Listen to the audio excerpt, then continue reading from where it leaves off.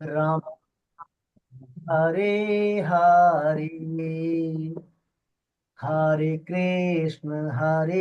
कृष्णा कृष्णा कृष्णा हरे हरे, हरे राम हाँ। हरे राम, हैं? राम राम हरे अच्छा। हरे, हरे कृष्णा कृष्णा कृष्णा हरे हरे, हरे राम राम राम हरे हरे,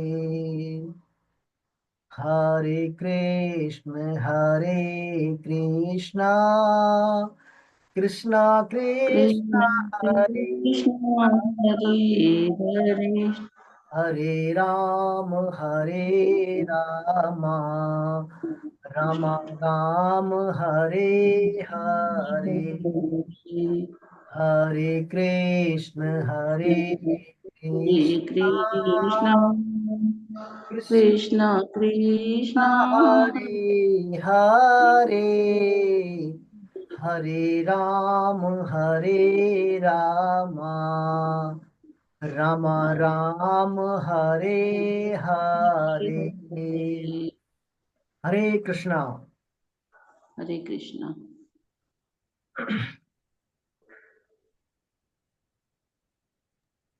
हरे कृष्णा महेंद्रवाल सर है, महेंद्र जी सर। हरे कृष्णा सर। हरे कृष्णा हाँ जी महेंद्र सर, हरे कृष्णा सर, हरे कृष्णा सर, हरे कृष्णा सर। सर। जी सर, आप प्रार्थना बोले सर, आप प्रार्थना आप बोले सर। नहीं है मेरे संसार वाली प्रार्थना, आप बोले।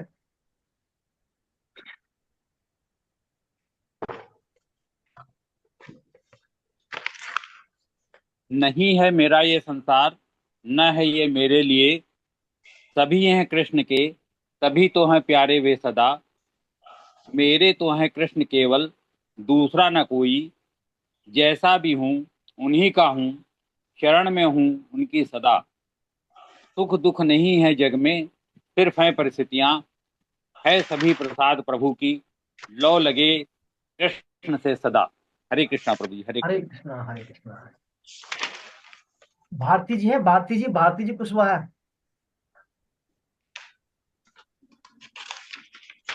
हरे कृष्णा भारती जी अपन जो 5 श्लोक बोलते हैं ना, अपन वो 5 श्लोक आप बोले आपने नित्य स्तुति वाले, वसुदेव सुतम से लेकर के, और 5 श्लोक जो दोनों आप बोले। जी भैया, जी भैया। वसुदेवसुतं देवं कंसचाणूरमर्दनं देवकी परमानन्दं कृष्णो वन्दे जगद्गुरुम्। अजोऽपि सन्नव्ययात्मा भूतानामीश्वरोऽपि सन् प्रकृतिं स्वामधिष्ठाय सम्भवाम्यात्ममायया। यदा यदा हि धर्मस्य ग्लानिर्भवति भारत अभ्युत्थानमधर्मस्य तदात्मानं सृजाम्यहम्। परित्राणाय साधूनां विनाशाय च दुष्कृतां धर्म संस्थापनार्थाय सम्भवामि युगे युगे। जन्म कर्म च मे दिव्य एवं वेत्ति तत्त्वतः त्यक्त्वा देहं पुनर्जन्म नैति मामेति सोऽर्जुन। वीतरागभयक्रोधा मन्मया मामुपाश्रिताः बहवो ज्ञानतपसा पूता मद्भावमागताः। हरे कृष्ण प्रभु जी। हरे कृष्ण। हरे कृष्णा वसुदेव सुतं देवं कंसे चाणूरमर्दनं देवकी परमानन्दं कृष्णं वन्दे जगद्गुरुं, कृष्णं वन्दे जगद्गुरुं। नारायण नारायण। प्रणाम सभी को। हरे कृष्णा। हरे कृष्णा। अभी से मेरा निवेदन है, अपना कैमरा ऑन कर लें प्लीज, ताकि अपना जो है रूबरू रहे। अपना अपना कैमरा ऑन कर लें आप।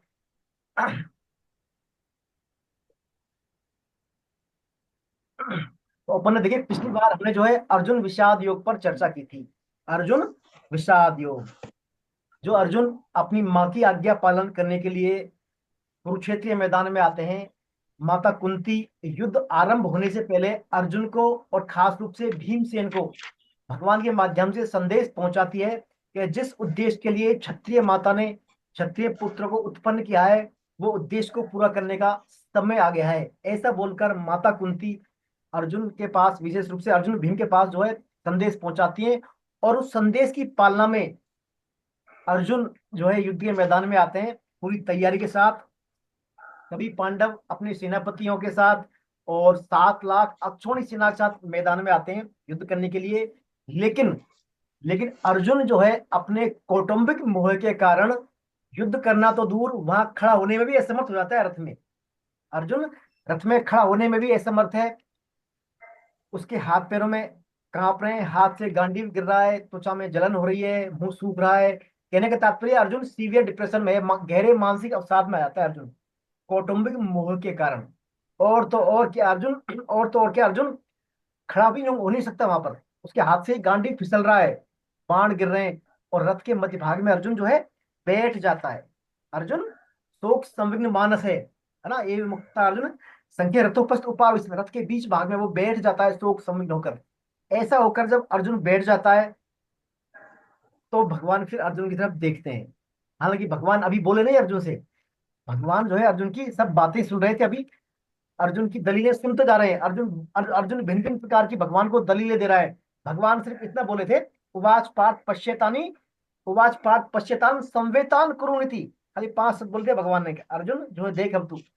ऐसा देखने के बाद जो अर्जुन के अंदर जो हलचल हुई उसके मन बुद्धि अहंकार अंतःकरण में, उसके फलस्वरूप अर्जुन गहरे अवसाद में आ जाता है। और आते आते अर्जुन अर्जुन कहाँ तो युद्ध करना, वो युद्ध करना तो दूर की बात हो गई, वो वहां पर खड़ा होने में असमर्थ है। आंखों से आंसू बह रहे हैं उसके, इतने आंसू बह रहे हैं अर्जुन की आंखों से, उसको कुछ दिख नहीं रहा, सब धुंधला धुंधला आ रहा है, दिख रहा है कुछ दिख नहीं पा रहा उसको, पूरा रक्त में हो गया, बोलना गला रुंध गया उसका ना। और बिल्कुल जो है युद्ध बहुत दूर की बात हुई अर्जुन के लिए। हाँ अर्जुन महारथी था, युद्ध अर्जुन के लिए बहुत दूर की बात हो गई। अब तक भगवान अर्जुन की बातें सुन रहे थे। अर्जुन एक से एक जो है अपनी दलील दे रहा है, कभी वर्ण संकर के आधार पर, कभी हमारे अपने मारे जाएंगे, गुरुओं पे मैं हाथ नहीं उठा सकता, मेरे पितामह पर हाथ नहीं उठता, रिलेटिव है मेरे, रिश्तेदार है, संबंधी है, नाती है, जो भी है, बहुत सारी अर्जुन दलील दिया।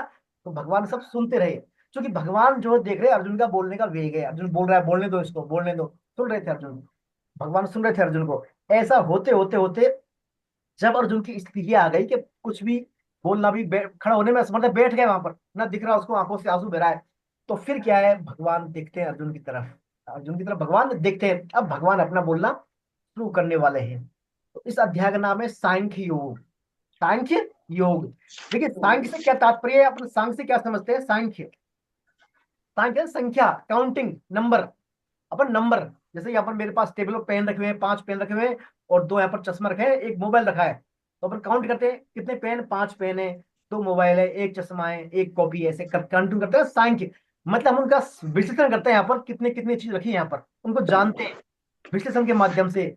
इसी प्रकार आध्यात्मिक मायनों में सांख्य का तात्पर्य है प्रकृति, यानी संसार जो हमें दिख रहा है, भगवान की जो नाशवान सृष्टि है, प्रकृति और आत्मा यानी हम, हमारा मुख्य अंश, प्रकृति और आत्मा के विश्लेषणात्मक अध्ययन के माध्यम से ईश्वर के जुड़ने की प्रक्रिया है सांख्य। प्रकृति और आत्मा के विश्लेषणात्मक माध्यम से, विश्लेषणात्मक अध्ययन के माध्यम से ईश्वर से जुड़ने की प्रक्रिया को बोला जाता है सांख्य। यह क्या करता है सांख्य, हमारे ज्ञान, हमारा अंदर जो नॉलेज है उस ज्ञान को और योग के संबंध को दर्शाता है। यानी हमारा जो अंदर सोचने की क्षमता है, हमारी निर्णय लेने की क्षमता है, हमारी देखने की क्षमता है, हमारी विचार करने की क्षमता है, उसको, और योग यानी आध्यात्मिक साधना, भगवान से हमारे संबंध। तो ये सांख्य योग क्या करता है, हमारे ज्ञान और हमारी हमारी मतलब समझ, या हमारे ज्ञान और हमारे आध्यात्मिक साधना के बीच जो योग है इसके संबंध को दर्शाता है सांख्य। यानी क्या उद्देश्य है इसका, हमारी आत्मा, हम और प्रकृति के बीच का हमारा संबंध है, उस संबंध को स्पष्ट करना। स्पष्ट किन मायनों में करना? ताकि हमारा उद्देश्य पूरा हो जाए, जो हमारा मुख्य उद्देश्य है, लक्ष्य है हमारा मानव शरीर का, वो पूरा हो जाए। उन मायनों में ये क्या करता है, आत्मा और प्रकृति के बीच के संबंध को विश्लेषण करता है सांख्य। गीता जी के अंदर देखिए सांख्य को ना ज्ञान योग नाम से भी कहा गया है कई जगह, और कई जगह बुद्धि योग नाम से भी कहा गया है सांख्य योग को, है ना। सांख्य दर्शन, सांख्य दर्शन और योग का एक संयोजन है ये सांख्य योग जो यहाँ पर है अपना गीता भगवद गीता में। ये क्या है, जैसे हमारे भारत में 6 दर्शन है, 6 भारतीय दर्शन है, उनमें एक प्रमुख दर्शन है सांख्य दर्शन। उसके कौन है, कपिल महाराज ने, कपिल देव जी ने, वो कपिल मुनि जी ने दिया था। तो गीता जी का जो सांख्य योग है, वो सांख्य योग सांख्य दर्शन और योग का एक ऐसा संयोजन है जिसके द्वारा हम आत्मा, शरीर और बुद्धि और कर्तव्य, इनका गहरा विश्लेषण करते हैं। हम क्या करते हैं, हमारी आत्मा, हमारा शरीर, हमारी बुद्धि और हमारे कर्तव्य क्या क्या हैं, इनका सबका एनालिसिस करता है। उसके द्वारा हमारे उद्देश्य की हम प्राप्ति करते हैं, भगवान से जुड़ते हैं। इन सबका मिला जुला नाम है सांख्य दर्शन। हमने हमारी जो वेरी बिगिनिंग पहली क्लास जो हुई थी उसमें हमने पढ़ा था भगवत गीता। भगवत गीता जो है हमारे भगवत गीता हमारे 3 संबंधों का हमें ज्ञान करवाती है। क्या करवाती है, 3 संबंधों का हमें ज्ञान करवाती है भगवत गीता। क्या क्या संबंध, पहला संबंध है हमारा संबंध ज्ञान, यानी आत्मा, हमारी आत्मा, प्रकृति और भगवान के बीच क्या संबंध है, इस संबंध को हम जानने का प्रयास करते हैं, वो भी सांख्य के माध्यम से। पहला संबंध ज्ञान। दूसरा आता है अभिधेय ज्ञान, यानी अभिधेय ज्ञान यानी आत्मा, हमारी आत्मा का जो भगवान से हम संबंध है उसको भूल गए हम संसार में आकर, माया के प्रभाव में, उस संबंध को पुनर्स्थापित करने का राम उद्देश्य बारात है में अभिधेय संबंध। अभिधेय संबंध। और तीसरा आता है प्रायोजन वैसे ज्ञान, मैं कुछ यानी आगे आत्मा का पढ़ाई लक्ष्य क्या है, हमारा परम पढ़ाई भगवान से संबंध स्थापित करना, उनका प्रेम प्राप्त करना। तो संबंध ज्ञान, अभिधेय ज्ञान और प्रायोजन ज्ञान को पुष्ट करने का काम कौन करता है, सांख्य योग। कैसे सांख्य योग के द्वारा, जी अपने आप को म्यूट कर लें, प्रणय जी अग्रवाल म्यूट कर लें, सभी आपको डिस्टर्ब हो रहा है ना, निवेदन है आप सभी म्यूट कर लें। आपकी वजह से भी अब पूरा फ्लो टूटता है हमारा पढ़ने अपना बोलने का, और सब डिस्टर्ब होते हैं। तो प्लीज म्यूट रखें अपने आप को, और को बहुत जरूरी हो तो आप बोल दें आप, है ना। प्लीज म्यूट रखें अपने आप को। तो कहने का तात्पर्य सांख्य योग के माध्यम से हम हमारे तीनों संबंध जो गीता बताती है, हमारे क्या, संबंध ज्ञान, अभिधेय ज्ञान और प्रायोजन ज्ञान, इन सबको जानना, स्थापित करना, ये किसका काम है, सांख्य योग का। ये सब सांख्य योग का काम है। वैसे सांख्य योग को भगवत गीता में कई जगह एक प्रकार से कर्म संन्यास योग नाम से भी जाना लिखा है। कर्म संन्यास योग, बुद्धि योग, ज्ञान योग। कर्म संन्यास योग से तात्पर्य दोनों सम्यक आज की बता रहा है, आज तो चलो नहीं कर्मों होता। का, अपन भी जिसके लिए जिस जो कर्मों का रोड पे तात्पर्य सम्यक 1 करोड़ का नाश। बहुत है। अगर सही यूटिलाइज करे तो 1 करोड़ का भी बहुत यूज कर सकता है आदमी। ये ड्रीम इलेवन में आप सही म्यूट कर लें अपने आप को, बार बार मत करवाएं आपसे। तो कर्म, कर्मों का सम्यक न्यास, सांख्य मानी कर्मों का सम्यक न्यास, यानी हमारे जो कर्म करने का स्टाइल है, हम जो कर्म करते हैं उन कर्मों को हम किस स्टाइल से करें ताकि उनके जो बैड एलिमेंट्स हैं, बुरे, उनके जो बुरे प्रभाव करने वाले, बुरे प्रभाव पैदा करने वाले लक्षण हैं, या ऐसा कोई इसमें, ऐसा कोई मतलब मिक्सिंग है, उनका बुरा प्रभाव हो रहा हो, उनको दूर करना, यानी सम्यक होलिस्टिक अप्रोच। कर्मों से हम हर तरह से बैड एलिमेंट को छांट दें और जो हमारे लिए यूजफुल है उनको कलेक्ट करें, है ना, सम्यक न्यास। तो ये है सांख्य, यानी हमारे कर्मों में से हम कर्मों को हम इस प्रकार करें ताकि उन कर्म, वो कर्म हमारे लिए बंधनकारी न होकर हमारी मुक्ति में, हमारे उद्देश्य की प्राप्ति में सहायक हो जाएं। ये हमारा सांख्य योग का प्रमुख उद्देश्य होता है। चाहे हमारी आत्मा हो, शरीर हो, बुद्धि हो, मन हो, अहंकार हो, प्रकृति हो, सबका संबंधों का ऐसा विश्लेषण करेंगे। उस विश्लेषण के माध्यम से हम जो हमारे नहीं करने लायक चीज है, जो हमारे लिए नुकसानकारक है, हमें बंधनकारी है, संसार में फंसवाना चाहती है, उनको हम दूर कर दें, और जो सही सही चीज उनको छांट लें हम। तो ये सब क्या उनको बताएगा, सांख्य योग के माध्यम से यहाँ भगवान अर्जुन को बताने वाले हैं।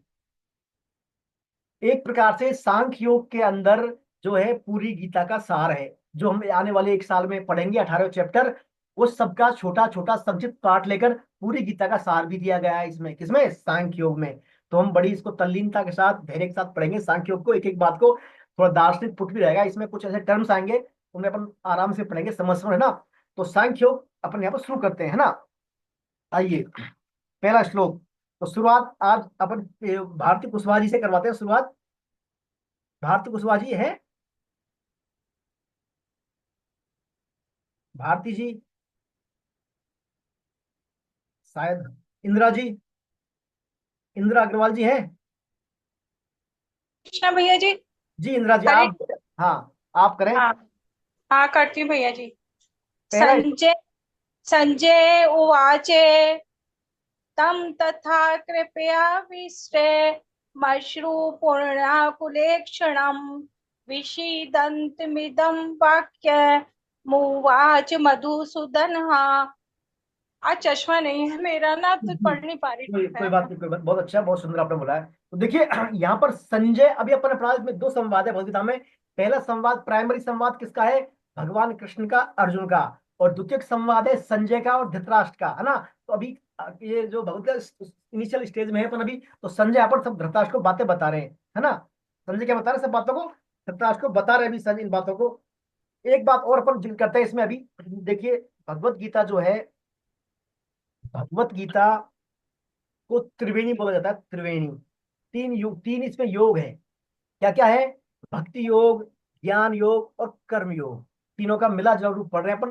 पहला जो षटक है मेनली कर्म योग पर फोकस है, कर्म योग पर। सांख्य योग हमारे कर्मों को कैसे करें हम, ताकि वो कर्म हमारे लिए मुक्तिकारक हो जाए। तो पहला जो षटक है यानी पहले 6 चैप्टर कर्म योग पर फोकस है। दूसरे जो 6 चैप्टर हैं 7 से 12 वो है भक्ति योग पर। और तीसरा षटक है 13 से 18, ये है ज्ञान योग पर।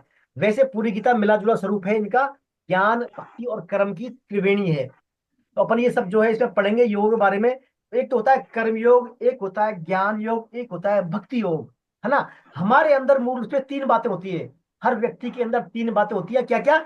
एक होती है करने की शक्ति, हम कुछ भी काम कर सकते हैं। चाहे हम इसको, लैपटॉप को यहाँ से यहाँ रख सकते हैं, चेयर को रख सकते हैं, पेन को रख सकते हैं, कुछ भी काम कर सकते, हमारे अंदर शक्ति है, पावर है।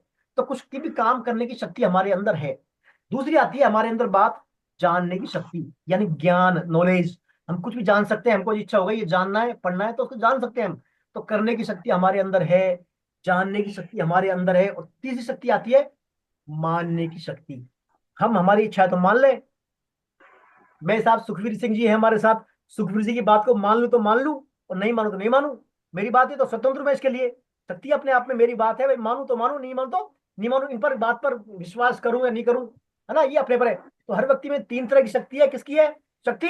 करने की शक्ति, दूसरा है जानने की शक्ति, और तीसरा है मानने की शक्ति। ठीक है।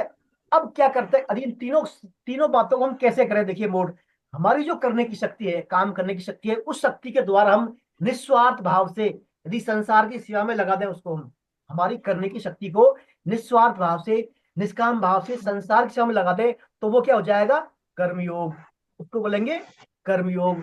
और जो हमारी जानने की शक्ति है, अर्थात ज्ञान लेने की शक्ति है, यदि हम उस जानने की शक्ति को अपने आप पे, हमारे स्वरूप को जानने में लगा दें, अर्थात मैं कौन हूँ, मेरा उद्देश्य क्या है, क्यों मैं आया हूँ, इसमें जानने में लगा दें इस शक्ति को हम, तो ये क्या हो जाएगा? ज्ञान योग, इसको बोलते हैं ज्ञान योग।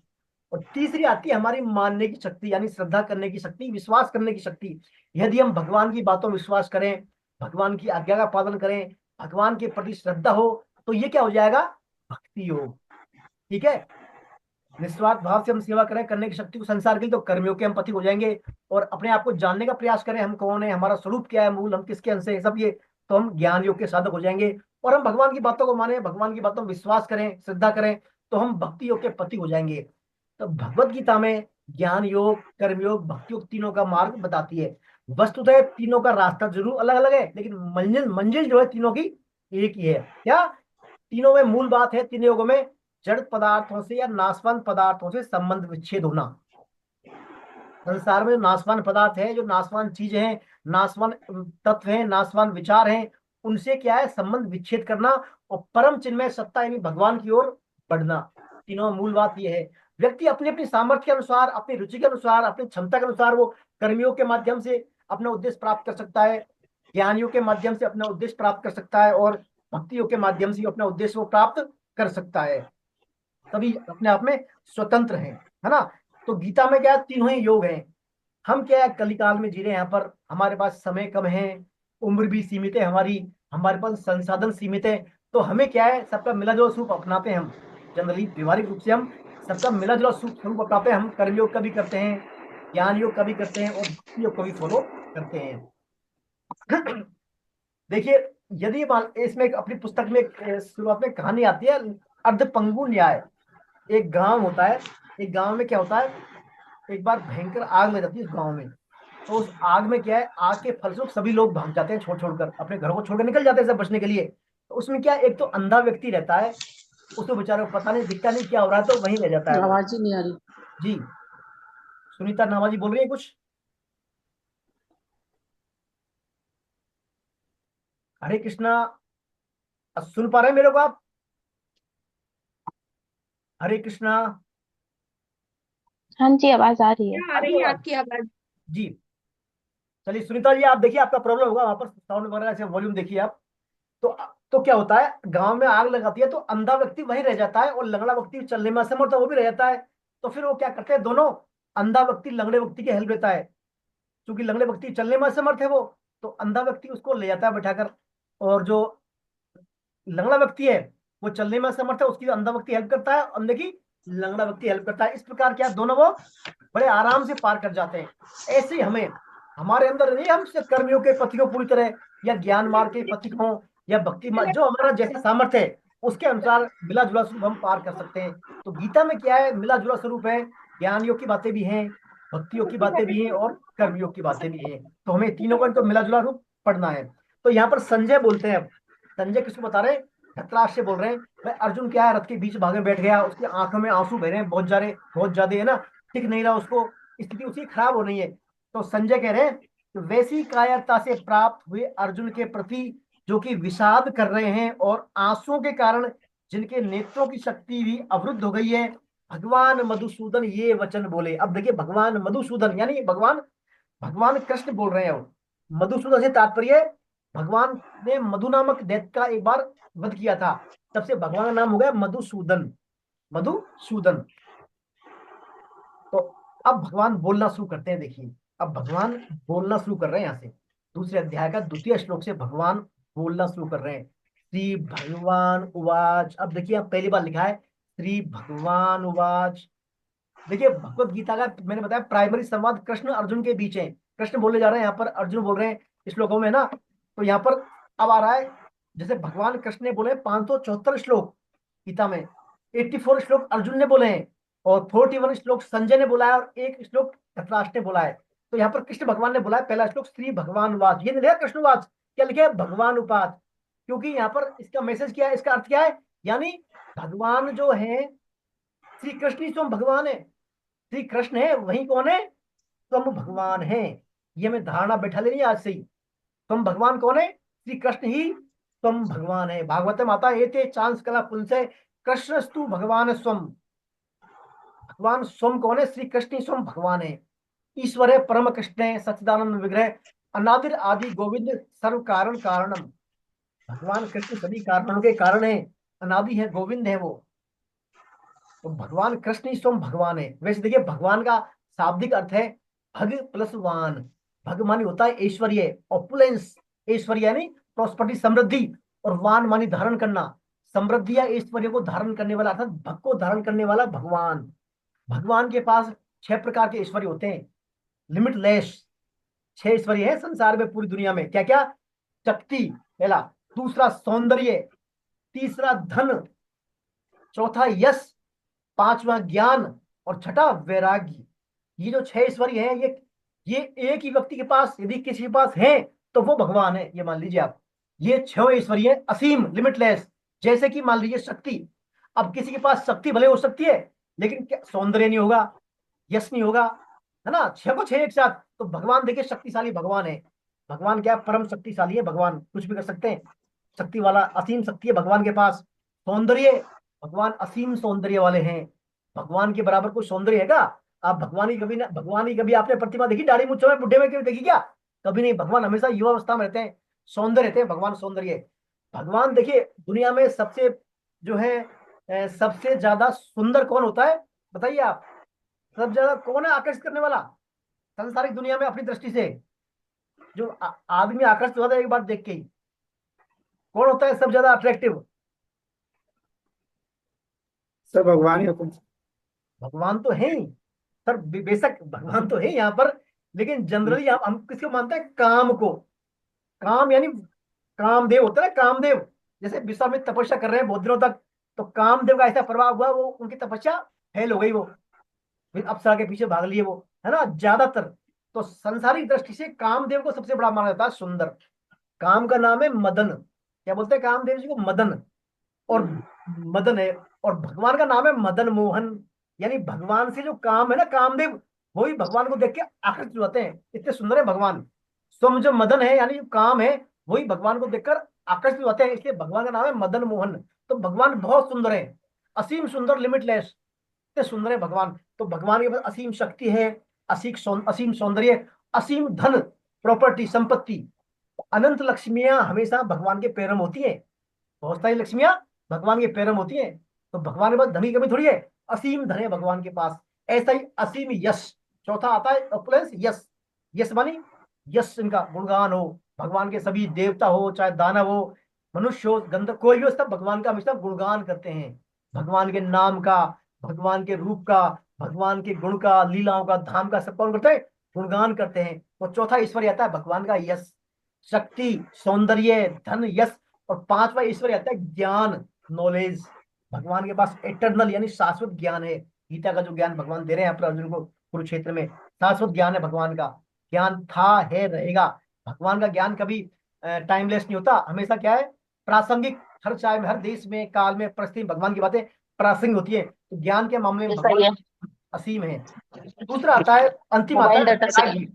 अंतिम आता है कि वैराग्य। वैराग्य, वैराग्य बोले तो भगवान, जैसे भगवान चैतन्य महाप्रभु के फॉर्म में जब आए थे, रूप में आए थे, एक कपड़े में बस, सब कुछ होते हुए एक वैराग्य के भांति आइडियल। तो वैराग्य वाली बात भगवान में असीम है। असीम छह जो है ना ईश्वरीय, क्या क्या, यश, धन, शक्ति, सौंदर्य, ज्ञान और वैराग्य, ये छह जो इनको भगवान धारण करने वाले कौन है, भगवान। तो कृष्ण भगवान स्वयं भगवान है यहाँ पर, इसलिए श्री भगवान उवाच, श्री भगवान उवाच। अब भगवान बोलते हैं यहाँ पर, देखिए अब भगवान यहाँ पर बोलना शुरू कर रहे हैं। कौन पढ़ेंगे श्लोक, भारती जी पढ़ेंगे श्लोक, दूसरा श्लोक 2.2 जी भैया। पढ़े, दूसरा श्लोक पढ़े आप जी। कुतस्त्वाकश्मलमिदं विषमे समुपस्थितम् अनार्यजुष्टमस्वर्ग्यमकीर्तिकरमर्जुन क्लैब्यमास्मगमः पार्थ नैतत्त्वयुपपद्यते क्षुद्रं हृदय दौर्बल्यं त्यक्तोत्तिष्ठ परन्तप। सुंदर, बहुत अच्छा। भारती जी बहुत अच्छा श्लोक पढ़ते हैं। देखिए भारती जी को मैं आपको बता दूं, भारती जी को पूरी भगवत गीता के श्लोक कंठस्थ है, इनको सभी 700 श्लोक इनको आते हैं। और नंबर वाइज कोई सा भी बोल दें आप, 18.13, 4.6, 2.8, कुछ ही बोल दें, इनको पूरे इनको श्लोक याद है 700 गीता के। सुर ताल में बड़ा अच्छा बोलती हैं भारती जी। तो अपना बड़ा सौभाग्य है, अपने साथ अपनी क्लास में भारती जी हैं, प्रेरणा लीजिए आप इनसे, सीखिए ना। बड़ा अच्छा गाती है भारती जी श्लोक, इसलिए मैंने इनको जो है। तो अब देखिए भगवान बोल रहे हैं यहाँ पर। अब भगवान देखिए अर्जुन को डांट रहे हैं, क्या कर रहे हैं भगवान, डांट रहे अर्जुन को, कह रहे हैं अर्जुन इस विषम अवसर पर तुम्हें यह कायरता कहां से प्राप्त हुई, कायरता कहां से प्राप्त हुई, जिसका कि श्रेष्ठ पुरुष सेवन नहीं करते, श्रेष्ठ अर्थात श्रेष्ठ पुरुषों में ये बात नहीं पाई जाती, और ना ये छोड़ देने वाली है कायरता, और ना ही कीर्ति करने वाली भी है। हे प्रथा नंदन अर्जुन, इस नपुंसकता को प्राप्त मत हो। नपुंसकता, क्लेब मानी, क्लीब मानी नपुंसक। देखिए अर्जुन कितने बड़े महारथी हैं, एक साथ हजारों लाखों योद्धाओं को डील कर सकते हैं अर्जुन। अर्जुन ये भगवान क्या बोल रहे हैं, नपुंसकता को प्राप्त मत हो। भगवान बहुत बड़ी भारी चोट कर रहे हैं अर्जुन पे, उसको एकदम शोक थेरेपी दे रहे हैं, शोक थेरेपी, कि आप इस नपुंसकता को प्राप्त मत हो अर्जुन, क्योंकि ये तुम्हारे में उचित नहीं है। हे परंतप, हृदय की इस तुच्छ दुर्बलता का त्याग करके युद्ध के लिए खड़े हो जाओ। तक्तोत्तिष्ठ परंतप, अर्जुन आप खड़े हो जाओ, डांट रहे हैं अर्जुन को। देखिए तो यहां पर देखिए अब भगवान कह रहे हैं ये विषम अवसर पर तुम्हें कायरता कहां से प्राप्त हुई। वस्तुतः अर्जुन तो यहाँ कायरता वाली बातें कर रहा है, अर्जुन के मूल स्वरूप में कायरता नहीं है ना, हमारे मूल स्वरूप में कायरता, ये कायरता आगंतुक होती है। जब हम नाशवान पदार्थों से हमारा संबंध स्थापित कर लेते हैं, नाशवान पदार्थों को मैं अपना मान लेते हैं, तो क्या होता है हमारे अंदर ये कायरता वाला भाव या हमारी कायरता वाला दोष हमारे में आ जाता है। आगंतुक दोष है नहीं मूल रूप से। तो भगवान कह रहे हैं ये कायरता रूप कहां से आ गया अर्जुन तेरे में। तीन तरह की जो लोग होते हैं दुनिया में भगवान कह रहे हैं तीन तरह के लोग होते हैं। एक तो होते हैं श्रेष्ठ, यानी जो अपने कल्याण कामी, अपना कल्याण चाहते हैं, जो भी एक्टिविटी करेंगे, कर्म करेंगे, उनका उद्देश्य क्या होगा, हमारा कल्याण हो जाए बस। तो भगवान कह रहे हैं अर्जुन, जो लोग पहली कैटेगरी वाले लोग कल्याण वाले होते हैं, वो भी ऐसा नहीं करते। दूसरे लोग कौन होते हैं, पुण्य कर्म करते हैं, वो जो चाहते हैं हमें हमारा पुण्य कर्म करें, स्वर्ग मिल जाए, बस हमारा परलोक सुधर जाए। लोक में तो भगवान ने सब हमारे सब दे दिया, अब हमारा परलोक सुधर जाए, स्वर्ग मिल जाए हमारे को, उस दृष्टि से वो करते हैं। दूसरे तरह के लोग, ऐसे लोग भी कायरता वो प्राप्त, ऐसा भी तो गति नहीं होगी इससे। और तीसरे लोग कौन होते हैं, भाई कुछ भी हो जाए, हमारी संसार में मान बढ़ाई हो हमारी, बस हमारा भली भगवान के हित हेतु अलग बात है सब, लेकिन हमारा नाम नेम फेम हो जाए, हमारा लोग हमारी प्रशंसा करें, और हमारे जाने के बाद हमारी बड़ाई करें, है ना, नाम बढ़ेगा। दुनिया के 90% लोग, 90% से अधिक लोग तीसरी कैटेगरी होते हैं, मान बढ़ाई चाहने वाले ज्यादातर। भगवान चैतन्य महाप्रभु ने इस मान बढ़ाई को क्या क्या बोला है, सुक्री विष्ठा से तुलना की है इसकी। सुक्री विष्ठा यानी विष्ठा से भी सुपरलेटिव कैटेगरी में सुक्री विष्ठा, मान बढ़ाई। जिसके अंदर ये मान बढ़ाई कंसेप्ट आ गया, आध्यात्मिकता के मायने में वो क्या नहीं बढ़ सकता। तो भगवान अर्जुन से कह रहे हैं कि जो मान बढ़ाई चाहने वाले लोग हैं, ऐसा भी तू नहीं होगा तेरा, ऐसा भी तू इस कैटेगरी में भी क्वालिफाई नहीं कर पाएगा तू, यदि इस कायरता के द्वारा रहेगा, तू नहीं करेगा तो। और तेरा परलोक भी नहीं सुधरेगा, तेरा स्वर्ग नहीं मिलेगा तू यदि कायर रहेगा तो। और तेरा फिर कल्याण नहीं हो पाएगा। तो तीनों ही कैटेगरी भगवान करते हैं। उन लोग क्या क्या, अनार्य जुष्टम असर्गम, अनार्य मानी श्रेष्ठता, जो कल्याण वाले वो नहीं है, स्वर्ग प्राप्ति करने वाले वो भी नहीं है, और अकीर्तिकर, जिनकी मतलब कीर्ति कर्म, यानी जो लोक में अपना, लोक परलोक में अपनी कीर्ति जाते हैं, वैसा भी नहीं है। तो इन तीनों प्रकार से भगवान उसको कह रहे हैं कि ये जो तो अर्जुन विषम अवसर पर तुम्हें ये कायरता मिली है ना, ये तीनों तरह के लोगों को शोभा नहीं देती, हर तरह से तू नुकसान में रहने वाला है। फिर कहते हैं भगवान, इस नपुंसकता को प्राप्त मत हो अर्जुन, इस नपुंसकता को प्राप्त मत हो। यहाँ पर देखिए, मानव भगवान ये कहना चाह रहे हैं अर्जुन से इन तीनों बातों के बाद में, कि कल्याण कल्याण भी नहीं होगा तेरा, लोक परलोक आध्यात्मिक तीनों दृष्टि को तो भूल जाए एक बार, तू फिलहाल खड़ा हो जाए एक बार, तू लोक को छोड़, परलोक को छोड़, कल्याण को छोड़, लेकिन पहले खड़ा हो जाए एक बार तुरंत और युद्ध कर। यानी भगवान ये कहना चाह रहे हैं, तेरा राष्ट्र समाज मान सम्मान सब गया बाद में, तू फिलहाल तेरा जो कर्तव्य के लिए खड़ा हो जाए एक बार। यानी तू योगी बनने से पहले उपयोगी बन एक बार, एक बार योगी बनने से पहले तू अर्जुन उपयोगी तो बन एक बार। जैसे स्वामी विवेकानंद कहते हैं, एक बार इसमें विवेकानंद जब देशवासियों से आह्वान करते थे हमारे फ्रीडम के समय, तो वे कहते थे अपना नाम और ये सब आपका भाड़ में जाए, बस आप अपने काम में लग जाओ, जो आपकी ड्यूटीज है, कर्तव्य कर्म है, उनको करें आप, लोक परलोक की वास्ता चिंता छोड़ दें आप, बस आपके अंदर अपना जो कर्तव्य के प्रति ज्वाला भटक जाए, आपका जो काम करें आप, ताकि आप जो है अपना कर्तव्य कर्म करने से स्वतः ही अपने आप को उद्देश्य को प्राप्त कर लोगे आप।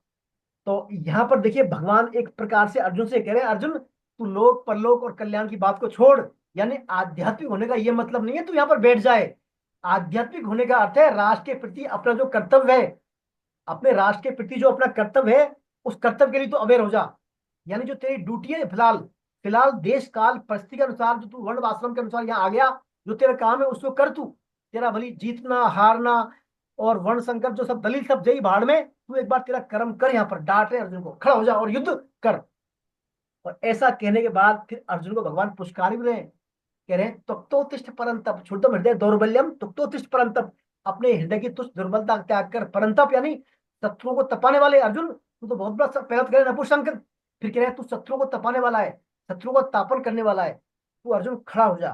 तो कहने का तात्पर्य भगवान हर प्रकार से जो यहाँ पर अर्जुन को ऐसा मोटिवेट कर रहे हैं, ताकि अर्जुन जो है यहाँ पर अपना कर्तव्य को याद कर लेके मेरी। अब देखिए भगवान यहाँ पर पार्थ भी कह रहे हैं अर्जुन को ना, पार्थ और कौन्तेय, पार्थ और शुद्धम हृदय दौर्बल्यम और क्लेबियम इसमें पार्थ, पार्थ और कौन्तेय भगवान इसलिए बोल रहे हैं अर्जुन को यहाँ पर, क्योंकि युद्ध शुरू होने से पहले माता कुंती ने मैसेज भिजवाया था भगवान के थ्रू, कि जिस काम को लिए क्षत्रिय माता ने पुत्रों को जन्म दिया है, उस काम करने का अर्थात युद्ध करने का समय आ गया है। तो पार्थ जो है भगवान ने 38 सबसे ज्यादा संबोधन भगवान ने पार्थ के रूप में किया अर्जुन को। पार्थ मानी प्रथा का पुत्र, यानी कुंती का पुत्र, यानी कुंती की आज्ञा को याद आ जाए अर्जुन को, अपनी माता का मैसेज याद आ जाए, इसलिए भगवान ने बार बार पार्थ पार्थ कहा है, 38 बार कहा है पार्थ अर्जुन को। और इससे कम आता है कौन्तेय, कौन्तेय का 34 34 बार, 34 बार भगवान ने कौन्तेय नाम संबोधित किया है, ताकि माता कुंती की जो है याद आ जाए आज्ञा का। तो भगवान माता की आज्ञा याद दिला रहे हैं बस। भगवान ये नहीं कह रहे युद्ध करो आप अर्जुन, युद्ध करना है, नहीं, माता की आज्ञा क्या है, तुम्हारी आज्ञा का पालन करो, अपने कर्तव्य का पालन करो, ये भगवान यहाँ पर अर्जुन से करवाना चाह रहे हैं। तो इस प्रकार भगवान कायरता कह रहे अर्जुन को, एक बार तो कायरता से ही संबोधित कर रहे हैं और कह रहे हैं नपुंसक मत बन, फिर कह रहे हैं परंतप, ऐसा करके भगवान उसको अर्जुन को जो है जगा रहे हैं। अर्जुन के अंदर जो अंदर विवेक अर्जुन का सुसुप्त हो गया, उसके लिए भगवान जगाने के यहाँ पर काम कर रहे हैं। अब क्या, जब भगवान ने जब अर्जुन से कहा कि नपुंसक, तो अर्जुन एकदम चेप गया कि मैं तो नपुंसक हूँ महाराज, मैं तो बड़े बड़े युद्ध कर दिए, मैं तो वीर हूँ, सब कुछ कर सकता हूँ। और कायर भी बोल रहे हैं मेरे को, मैं कायर तक भी आ गई मेरे में, ठीक है, मेरे को कायर मान रहे हैं, नपुंसक मांग रहे हैं। तो फिर अर्जुन क्या कहता है, अब अर्जुन अपनी फिर टर्न, मतलब अपना यू टर्न लेता है, अपनी बात को छोड़कर दूसरी बात पे आता है अर्जुन। भाई अर्जुन का मताग्रह क्या है, अर्जुन तो युद्ध करना नहीं चाहता, बस उसकी बात है मैं युद्ध नहीं करूं बस कैसे भी। तो अब अर्जुन अपनी उसी बात को रखने के लिए दूसरे एंगल से अर्जुन जो है बोल रहा है। टेबल के ऊपर लात मत रखो, अर्जुन आगे दूसरे एंगल रखो। से क्या बोल रहा है भगवान से, आइए नेक्स्ट श्लोक नंबर पढ़ते हैं अपन, नेक्स्ट श्लोक नंबर 4 और 5। कौन पढ़ेगा श्लोक नंबर 4 और 5? देखिए अब एक बात और सुने आप, अब श्लोक नंबर 4 और 5, जो श्लोक नंबर 2.5 है उसको बोलते हैं त्रिष्टुप छंद। गीता में 2 तरह के छंद हैं, यानी गीता में 2 तरह के श्लोक है, कुल 700 श्लोक में से एक तो 645 श्लोक हैं, उनको बोलते हैं अनुष्टुप छंद, और एक है 55 श्लोक, उनको बोलते हैं त्रिष्टुप छंद। अनुष्टुप छंद से तात्पर्य है 32 अक्षरों वाले श्लोक। इसमें कितने 4 चरण होते हैं, एक श्लोक में 8 8 8 8 8, यानी हर चरण में 8 8 अक्षर वाले 4 श्लोक, 4 चरण, तो वो हो गया अनुष्टुप छंद। और जो 55 श्लोक है वो है त्रिष्टुप छंद, उनमें होते हैं 44 अक्षर, यानी एक चरण में 11, दूसरे में 11, तीसरे में 11, चौथे में 11, 11 11 चरण वाले त्रिष्टुप छंद। तो कुल 700 श्लोकों में से 645 श्लोक तो अनुष्टुप छंद वाले हैं, और 55 श्लोक है त्रिष्टुप छंद वाले। त्रिष्टुप छंद में पहला श्लोक 2.5 आ रहा है, उसमें 11 है। 11 देखिए ऐसे गिने आप मात्राओं को, जो हलंत वाला अक्षर है उसको नहीं गिने, और जो आधा अक्षर है उसको ना गिने, जो सिर्फ पूर्ण अक्षर है, पूरे अक्षर जैसे पूरा अक्षर है ना उसको भी माने, तो पूरे पूरे अक्षर 11 11 है कि इसमें तो होगा त्रिष्टुप छंद। आइए अब अर्जुन वाज, अब अर्जुन दूसरी दलील दे रहे हैं भगवान को। श्लोक नंबर 4 पढ़े, श्लोक नंबर 4 कौन पढ़ेगा, श्लोक नंबर 4? मैं पढ़ूं? हाँ सुनीता जी पढ़े, आप पढ़े, सुनीता जी पढ़े, आप श्लोक नंबर 4 पढ़े। कथं भीष्महं संख्ये द्रोणं च मधुसूदन इषुभिः योगत्स्यामि पूजाहार्वरिसुदन् गुरून् हत्वा हि महानुभावान् श्रेयो भोक्तुं वेक्षेमपिह लोके हत्वार्थकामान् स्तु गुरुनिभे भुजिये भोगान् रुधिर प्रदिग्धानम।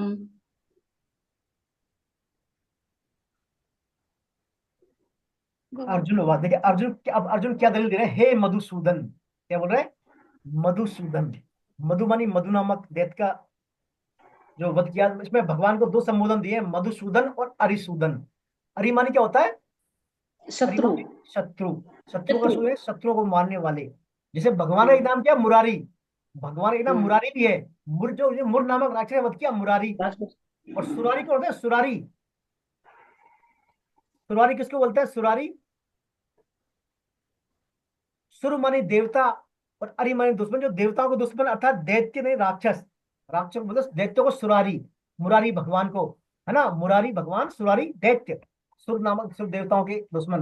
तो यहाँ पर क्या है, मधुसूदन और अरिसूदन से कहकर अर्जुन संबोधित कर रहे हैं। मानो अर्जुन ये कहना चाह रहे हैं, भगवान मेरे अंदर जो समस्या आ रही है कायरता वाली, आप कह रहे हैं, मैं तो मानते हैं आप कह रहे हैं, तो इस कायरता वाली बीमारी का आप शत्रु बन जाए, इसको खत्म कर दें, और मेरे अंदर जो और भी समस्या मोह, कौटुंबिक मोह करना आ रही है, जो है ममता मोह आ रहे हैं, इन सबको आप नष्ट कर दें, ऐसा अर्जुन के अंदर भाव हो रहा है। तो इन भावों को पुष्ट करने के लिए अर्जुन जो है अरिसूदन और मधुसूदन नामक शब्दों के द्वारा भगवान को संबोधित कर रहे हैं अर्जुन। अब अर्जुन कह रहे हैं, हे मधुसूदन, मैं रणभूमि में भीष्म और द्रोण के बाणों से कैसे युद्ध करूं।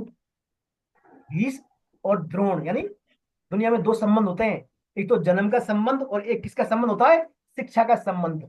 जन्म का संबंध और शिक्षा विद्या, यानी शिक्षा विद्या का संबंध। तो जन्म के संबंधित से तो अर्जुन क्या है, पिता में भीष्म कह रहे हमारे पूजनीय हैं, मेरे पिता के भी पिता हैं, बड़ा प्यार स्नेह कर रहे हैं जन्म के संबंध। और विद्या के संबंध में कौन है, आचार्य द्रोण पूजनीय है ना। भगवान मान लीजिए, भगवान से अर्जुन कहना चाह रहे हैं कि भैया मेरे पिता के भी पिता हैं तो ये, और गुरु, गुरु मेरे ऐसे हैं, इन्होंने अपने जो खास पुत्र था अश्वत्थामा, उसको भी विद्या नहीं सिखाई पूरी, जो विद्या उन्होंने मेरे को दे दी। तो सबसे महत्वपूर्ण दोनों संबंधों की दुहाई दे रहे हैं अर्जुन, जन्म वाले संबंध की पितामह की, कि मेरे पिताजी के पिताजी हैं। कहते हैं जब भगवान छोटे थे, जब ये अर्जुन छोटा था, बचपन में कौरव पांडव खेलते साथ साथ, तो पितामह खिलाते थे अर्जुन को, अर्जुन प्रिय था पितामह को, आज्ञाकारी था। तो अर्जुन क्या है, भगवान को भीष्म पितामह को पिताजी पिताजी बोलता था, पिताजी पिताजी पिताजी बोल देता था। तो पिता में कहते उसे, भाई अर्जुन मैं तेरा पिताजी नहीं बेटा, मैं तेरे पिताजी का भी पिताजी हूँ। ऐसे अर्जुन से बार बार कहते थे। तो अर्जुन उनको क्या है, छेड़ने के लिए, मस्ती करने के लिए पिताजी पिताजी बोलता था बचपन में। तो वही उस संबंधों की दुहाई अर्जुन दे रहा है कि हम यहाँ पर पिता में है, मेरे पिता में है, तो और दूसरे मेरे गुरु हैं।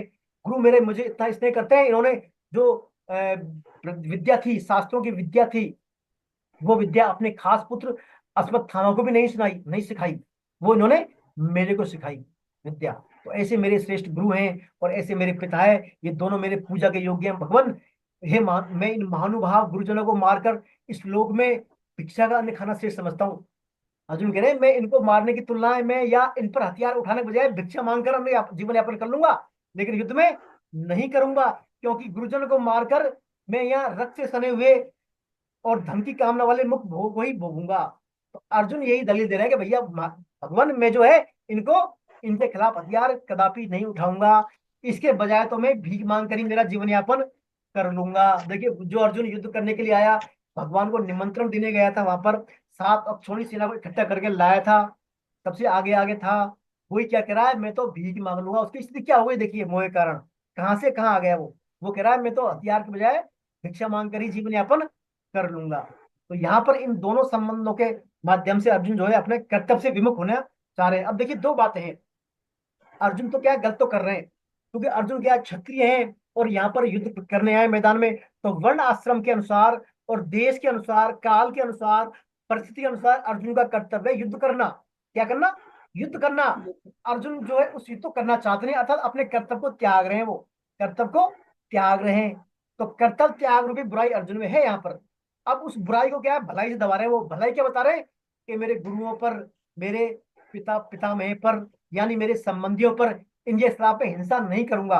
कहने का तात्पर्य हिंसा रूपी भलाई के द्वारा, हिंसा रूपी भलाई के द्वारा अपनी जो कर्तव्य त्याग रूपी बुराई है उसको दबा रहे हैं अर्जुन। कहने का तात्पर्य जो बुराई बुराई के रूप में आती है वो पहचान में आ जाती है, और जो बुराई भलाई के आवरण में आती है वो पहचानने में नहीं आती।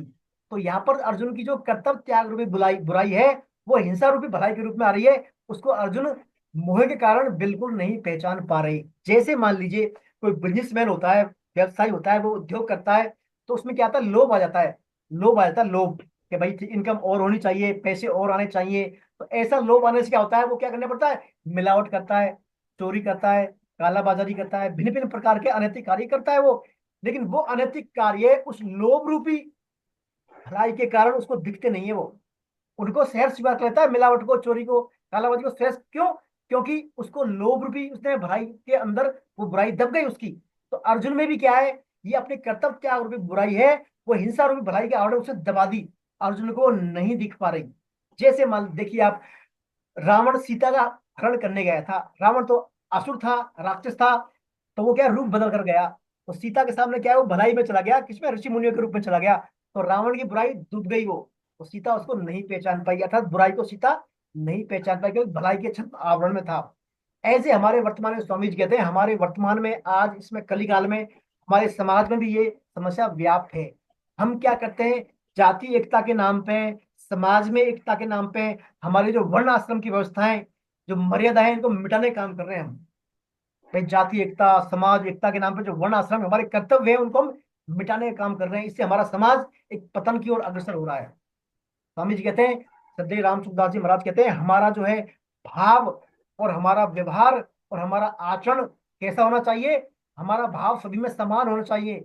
वही भाव व्यक्ति में वही भगवान का निवास, वही पशु में वही भगवान का निवास, है ना, गाय में वही, कुत्ते में वही, और चींटी में वही भगवान का निवास। भाव तो हमारा ये होना चाहिए, और व्यवहार हमारा शरीर के अनुसार, उसके वर्ण आश्रम के अनुसार होना चाहिए। अर्थात मान लीजिए जैसे हम गाय का दूध पीते हैं, गाय में भगवान है, कुत्ते में भगवान है, तो कुतिया का दूध काम थोड़ लेंगे हम, दूध तो हम गाय का ही काम लेंगे, है ना। भाव हमारा भले ही है क्या उसमें, लेकिन आचरण हमें क्या है, मर्यादा के अनुसार करना है, वर्ण आश्रम की मर्यादा के अनुसार। ये थोड़ी कुतिया में भगवान है, कुतिया को हम किचन में एंट्री करा देंगे, भाई इसमें भगवान आ जाओ। तो व्यवहार हमें क्या है, वर्ण आश्रम की मर्यादा के अनुसार ही करना है, और भाव हमारा सबके साथ समान होना चाहिए। तो भगवान यहाँ पर यही कह रहे हैं, अर्जुन यहाँ यही बता रहा है भगवान को, क्योंकि अर्जुन के अंदर बुराई है, कर्तव्य को छोड़ने की, कर्तव्य पालन नहीं करने की, उस बुराई को हिंसा रूप भलाई के द्वारा अर्जुन डिस्प्ले कर रहा है। भगवान को दलील दे रहा है कि मैं युद्ध नहीं करूंगा, इनके बजाय तो मैं भिक्षा मांग लूंगा, भले ही मुझे इन पे हथियार नहीं उठाना पड़े, ऐसा अर्जुन यहाँ पर कह रहे हैं। इसके बाद जब ये बात जब अर्जुन कह देते हैं तो फिर क्या है, तो भगवान चुप, भगवान कुछ बोले ही नहीं, भगवान कुछ बोले ही नहीं। अब देखिए अर्जुन के मन में तो ये, भाई मैं युद्ध नहीं करूं, सौ बात है कि एक बात क्या उसको युद्ध नहीं करूं, तो अर्जुन फिर क्या दूसरी दलील देता है, फिर दूसरी दलील देता है अर्जुन। अब क्या बोलता है फिर अर्जुन, देखिए श्लोक नंबर 2.6 पे आ जाइए। कौन पढ़ेंगे 2.6 श्लोक? कृष्ण छंद है, कौन पढ़ेंगे श्लोक नंबर 6?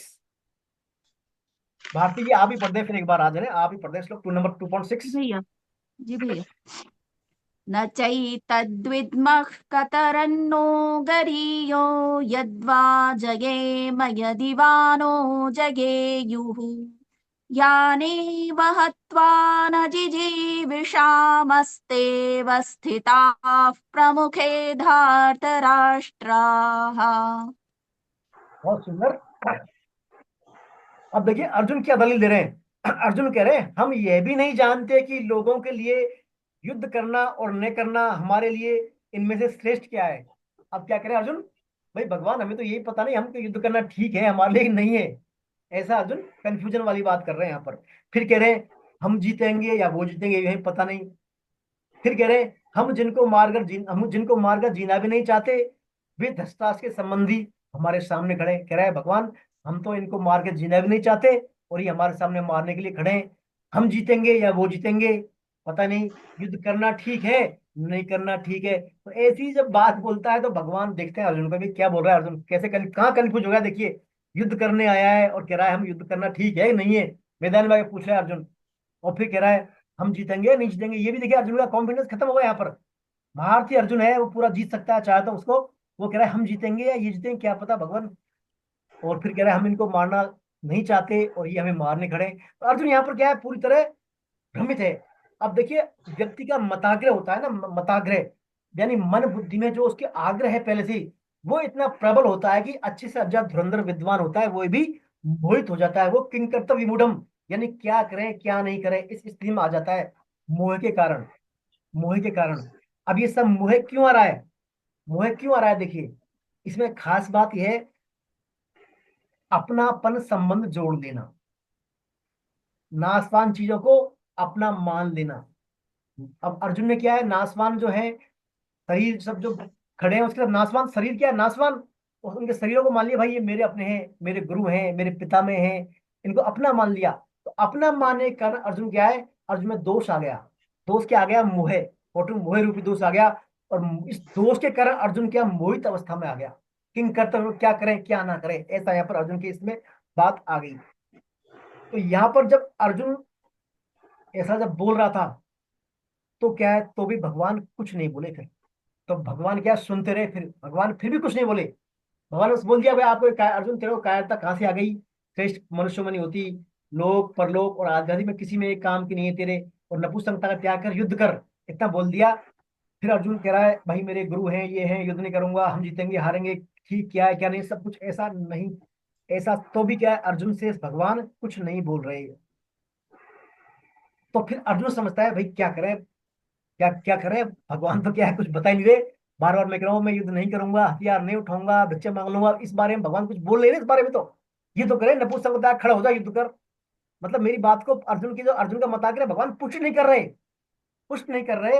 तो फिर अब फिर अर्जुन बोलना शुरू करते हैं, फिर दोबारा फिर अर्जुन दूसरी दलील देते हैं। देखिए यहां से क्या है, अर्जुन का सही मायनों में बोलना शुरू होता है अगले श्लोक से, सही मायनों में अर्थात अर्जुन अब अपनी सही बात अब अर्जुन ने सब बोल देख लिया, सब वेग निकाल लिए बोलने का, सब दलील दे दी, मरने की, जीने की, वर्ण संकर की, धर्माश्रम की, भीख मांगने की, युद्ध नहीं करने की, गुरु की, पिता, सब दलील दे दी, कहीं मतलब पार नहीं पड़ रही। अर्जुन अब सही बात सोचता है विवेक से, अब अर्जुन सही विवेक का उपयोग करता है और अर्जुन यहाँ पर बोलना शुरू करता है। एक मिनट, संतोष नोवल साहब कुछ बोलना चाह रहे हैं, हैंड रेज कर रखा है। संतोष जी क्या बोल रही है, बोलना सर चाहते हैं? मैं जी तो श्लोक पढ़ने के लिए बोल रही थी, आगे का श्लोक जी पढ़ने। जी जी हाँ आप पढ़े श्लोक पढ़े, आप पढ़े ना 2.7 श्लोक पढ़े आप, श्लोक छंद पढ़े आप, श्लोक पढ़े।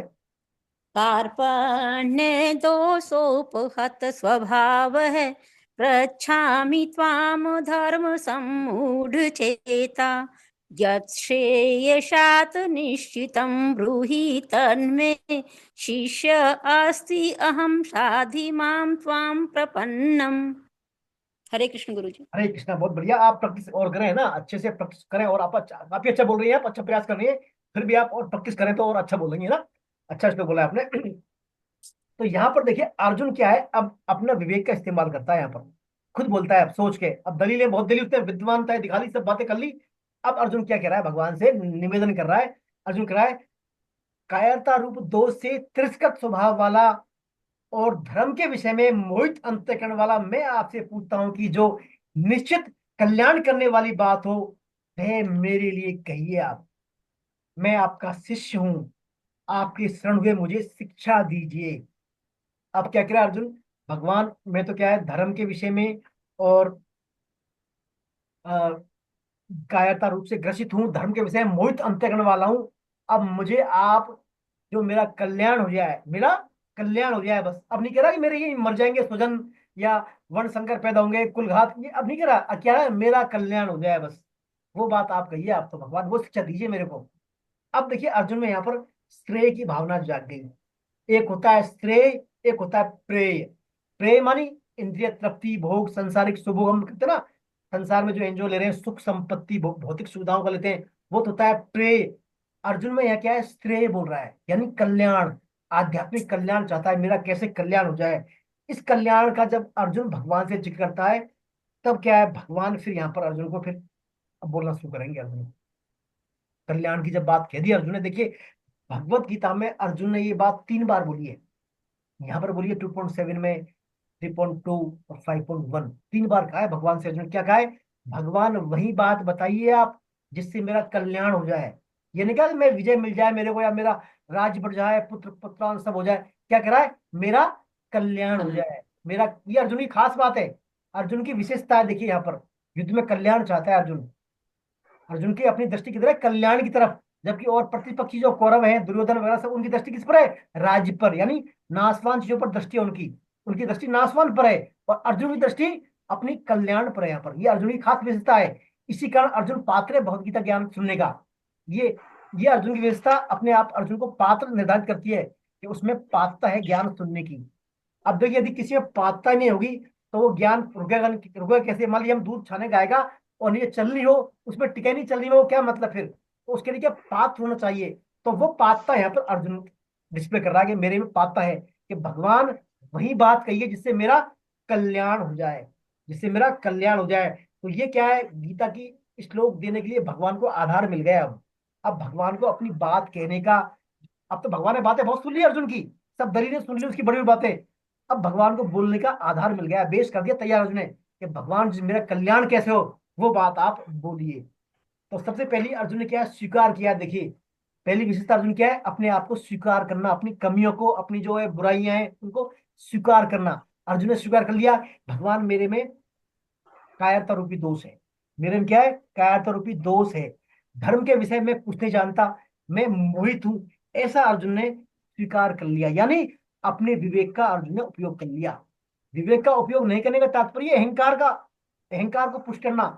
यदि अर्जुन में अहंकार होता है, मैं जानता हूं, मैं विद्वान दिखा, लेकिन यहाँ पर अर्जुन ने क्या है, अहंकार को त्याग के अपने विवेक का उपयोग किया है और अपनी कमियों को आइडेंटिफाई किया है कि भगवान मैं क्या है, धर्म के विषय में मोहित अंतःकरण वाला हूँ और कायरता रूपी दोष से भी मैं ग्रसित हूँ। ऐसा अर्जुन ने क्या है, विवेक का उपयोग किया है और अपनी कमियों को किया है। ये बात अर्जुन की पहली क्वालिटी है। दूसरा अर्जुन ने कहा था, कार्पण्य दोषों पर स्वभाव है, पृच्छामि त्वाम धर्म संबूढ़ चेता। फिर भगवान से अर्जुन का यच्छ्रेष्यानिश्चितम ब्रूहि तन्मे शिष्यस्तेहं साधि माम त्वाम प्रपन्नम। देखिए अब अर्जुन क्या है, यश है जो मेरे लिए श्रेय हो, यानी मेरा जैसे कल्याण हो जाए, मुझे जैसे कल्याण हो जाए। तो देखिए भगवत गीता को कहते हैं कल्याणकारी ग्रंथ। अर्जुन ने 3 बार जो कल्याण की फरमाइश की है भगवान से, तो भगवत गीता पूरी कल्याणकारी है। तो गीता का नाम है श्रीमद। श्रीमद यानी श्रेय, श्रेय को देने वाली, श्रेय को प्रदान करने वाली, श्रीमद कहते हैं श्रीमद भगवत गीता। तो श्रेय वाला भाव है यहाँ पर, यानी कल्याण करने वाला भाव। इसलिए गीता को कहा जाता है प्रसादिक ग्रंथ या कल्याणकारी ग्रंथ। तो यहाँ पर भगवान जो है अर्जुन के यहाँ पर ये कल्याण वाली बात यहाँ पर कहते हैं। दूसरा आता है, भगवान ने कहा, भगवान से अर्जुन ने शिष्यस्तेहं साधिमाम त्वाम प्रपन्नम, शिष्यस्तेहं मैं आपका शिष्य हूँ। अर्जुन ने यहाँ पर भगवान को गुरु के रूप में एक्सेप्ट कर लिया कि मैं आपका शिष्य हूं, है ना, और मुझे आप जो है मेरे कल्याण वाली बात दीजिए। तो देखिए खास बात इसमें है, हमारे पहली बात हमारी कमियों को देखें, हम हमारी कमियों को देखें, और दूसरा आज्ञा पालन करें। हमने जिसको हमसे सुपर मान लिया, हमसे सुप्रीम मान लिया, उनकी आज्ञा पालन का भाव हमारे अंदर भी होना बहुत आवश्यक है ना।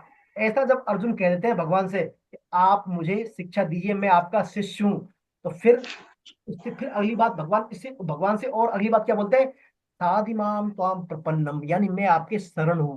अर्जुन यहाँ पर क्या भगवान के शरण भी हो गया, अर्जुन यहाँ पर भगवान के शरण भी हो गया। अब देखिए इसमें खास बात क्या है इस श्लोक में, पहली बात तो चार बात बोलते हैं अर्जुन इसमें श्लोक में, चार बात। पहली बात है अर्जुन यहाँ पर, पहला तो क्या है, अर्जुन कहते हैं कार्पण दोषो प्रत स्वभाव है, मतलब मैं, पहली बात अर्जुन धर्म के विषय में कहते हैं मैं धर्म के विषय में मोहित अंतःकरण वाला।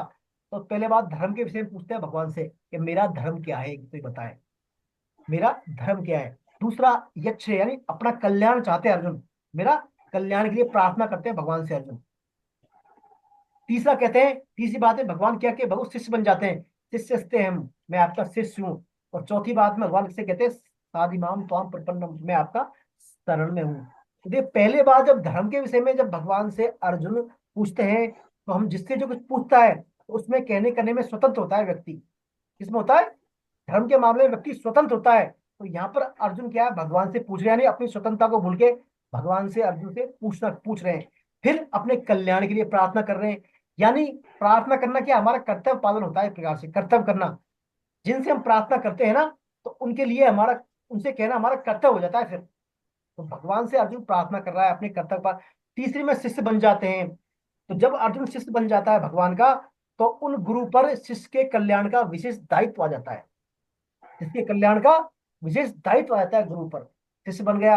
और फिर चौथी बात में कहते हैं मैं आपके शरणागत हूँ, साधिमाम त्वाम प्रपन्नम, अर्थात जब शरणागत हो जाता है तो शरणागत में क्या होता है, उस शरण्य को, यानी भगवान को, उस शरणागत का उद्धार करना ही पड़ता है। फिर जब कोई व्यक्ति शरण हो गया किसी के, तो उस शरण्य को, शरणागत का उद्धार करना ही पड़ता है, तम शरण को, यानी अब भगवान की जिम्मेदारी बन गई।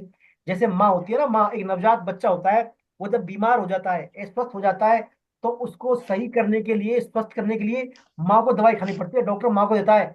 बच्चे को, नवजात बच्चे को ठंड लग गई, बुखार हो गया, तो माँ का ट्रीटमेंट होता है, और माँ के ट्रीटमेंट से वो फिर अपने आप ही वो बच्चा सही हो जाता है। तो ऐसे ही यहाँ पर अर्जुन क्या है, भगवान के शरणागत हो रहा है, भगवान को शिष्य बन रहा है, भगवान से जिज्ञासा कर रहा है धर्म के विषय में, भगवान से अपने कल्याण के लिए प्रार्थना कर रहा है। ये सब बातें अर्जुन की शरणागति की ओर ले जाने वाली बातें हैं। अर्जुन भगवान की तरफ शरणागत हो रहा है। तो शरणागत जब हो जाएगा, तो शरणागत के बाद एक तो होता है शरणागत, और जिसके हम शरण होते हैं उसको बोलते हैं शरण्य, यानी शरण्य कौन है, भगवान, और शरणागत है अर्जुन। तो शरणागति होने के बाद शरण यानी भगवान का दायित्व बन जाता है, भगवान की जिम्मेदारी बन जाती है, जो शरणागत हो रहा है उसका कल्याण करें, उसका कल्याण करें। तो यहाँ पर भगवान पर विशेष जिम्मेदारी आ पड़ी है, भगवान का विशेष कर्तव्य बन जाता है कि अर्जुन का कल्याण करे, शरण वाली भाव आ गया। देखिए तो गीता जो है, भगवत गीता का मेन थीम क्या है, शरणागति। आप भगवान के शरणागत हो जाए बस।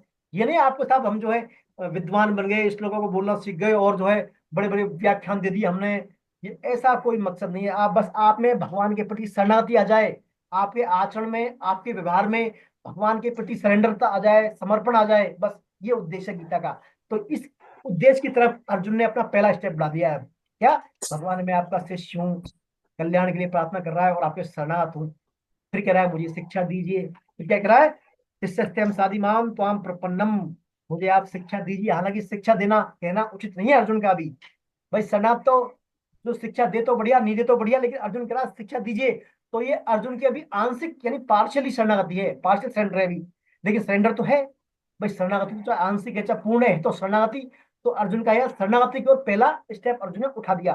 देखिए शास्त्रों में शरणागति के बारे में 6 बातें आती है, आपको भगवान के शरणागत होना है, 6 बातें आती है। क्या आती है, पहला आता है अनुकूलस्य संकल्प, हमारी भक्ति में जो अनुकूल चीजें उनको हम ग्रहण करें, जो हमारी अनुकूल चीज हमारे लिए उनको हम लें।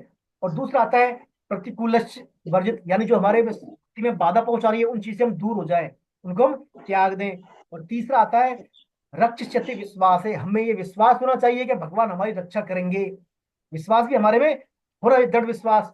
और चौथा आता है गोपतत्व वर्णम, अर्थात भगवान ही हमारे पालन करता है, हमारा जो लालन पालन पोषण हमारा कौन कर रहे हैं, भगवान कर रहे हैं। और पांचवी बात है आत्म निक्षेप, यानी मैं भगवान का और भगवान मेरे, यानी मैं भगवान की शक्ति का अंश हूँ, मैं भगवान का अंश हूँ, ये समझना।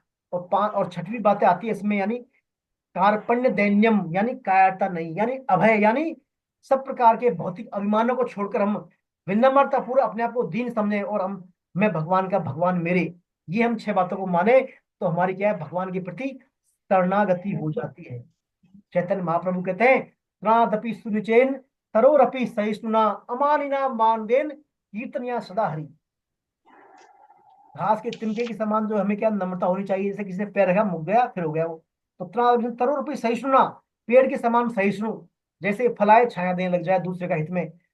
अमानिना मानदेन, मानी मेरे अंदर मान बढ़ाई व कोई भावना कि मेरा सम्मान करे सम्मान करे, ऐसा भावना बिल्कुल भी नहीं होनी चाहिए। और कीर्तनिया सदा हरि, सदा ही भगवान का कीर्तन करें, भगवान के नाम उच्चारण करें। ऐसा जब करेंगे तो हमारे अंदर शरणागति भी आ जाएगी। स्वामी सददेव स्वामी राम सुखदास जी महाराज ने इसके लिए सबको हमको महामंत्र दिया है। क्या महामंत्र दिया है? स्वामी जी कहते हैं हे नाथ, हे मेरे नाथ, मैं आपको भूलूं नहीं, आप कृपा करो।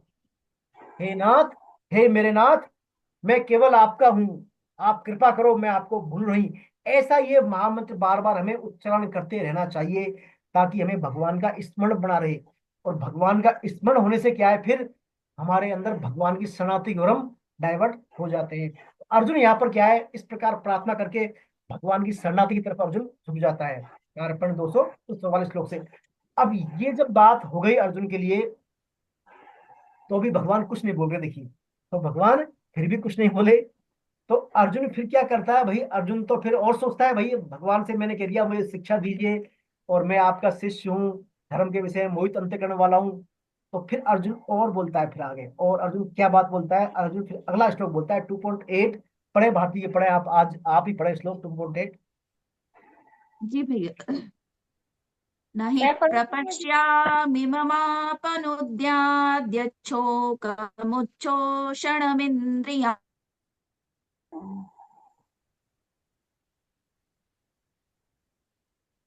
हरे कृष्णा, आपकी आवाज नहीं आ रही। भारती जी अनम्यूट अनम्यूट करें।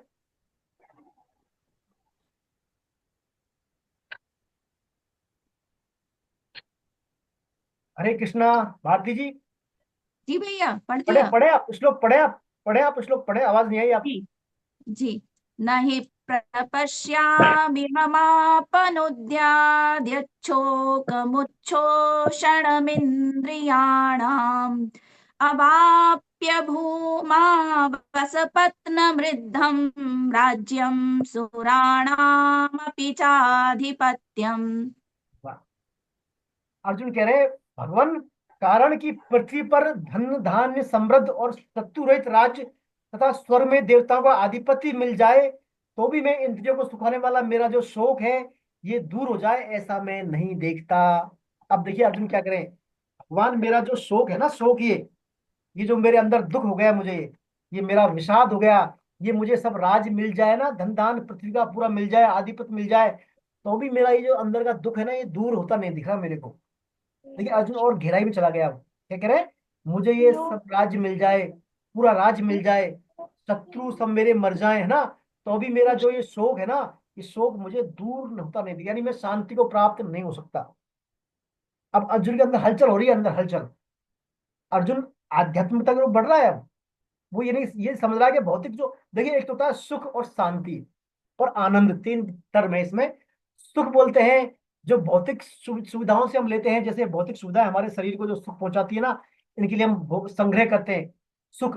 तो सुख से हमें क्या है, सुख नाशवान है, आज है कल नहीं है सुख। और सुख हमारा मूल रूप से दुख का कारण भी है। एक बार हमने सुख देना शुरू कर दिया ना, तो हमारे फिर सुख के संस्कार पड़ जाते हैं हमारे में, फिर हम उस सुख की डिमांड करते हैं बार बार, सुख भाई मिलता रहे अनंत समय तक, और जब नहीं मिलेगा तो हमें फिर वही दुख के रूप में लगेगा। तो अर्जुन इस बात को समझ गए, जो मुझे सब सुख भी मिल जाए ना, तो भी भगवान मेरे को शांति नहीं मिलने वाली। शांति कब मिलती है, जब आनंद, देखिए सुख तो होता है नाशवान चीजों से मिलने वाला, भौतिक चीजों से मिलने वाला, उसको बोलते हैं सुख। और एक होता है आनंद, आनंद होता है हमें अंदर से, आध्यात्मिक, आध्यात्मिक जो हमारा भगवान से आनंद क्या है, प्रतिक्षण वर्धमान बढ़ने वाला होता है, आनंद कभी खत्म नहीं होता। एक बार जिसको नाम का चस्का लग गया या भगवान की भक्ति का चस्का लगा, वो खत्म होता है क्या? वो कभी खत्म नहीं होता। तो वो आनंद क्या है? निरंतर बढ़ने वाला होता है। और सुख नाशवान है, सुखी हमारे दुखों का कारण है। अर्जुन इस बात को समझ रहा है। अर्जुन कह रहा है भगवान ये जो मेरे सुख मिल जाए ना, पूरा राज मिल जाए मेरे को, तो भी मैं नहीं समझ सकता कि मुझे शांति मिल जाए। और देखिए भगवत गीता तो शांति से आगे वाली बात, परम शांति वाली बात कहती है। परम शांति अर्थात नॉन रिवर्स।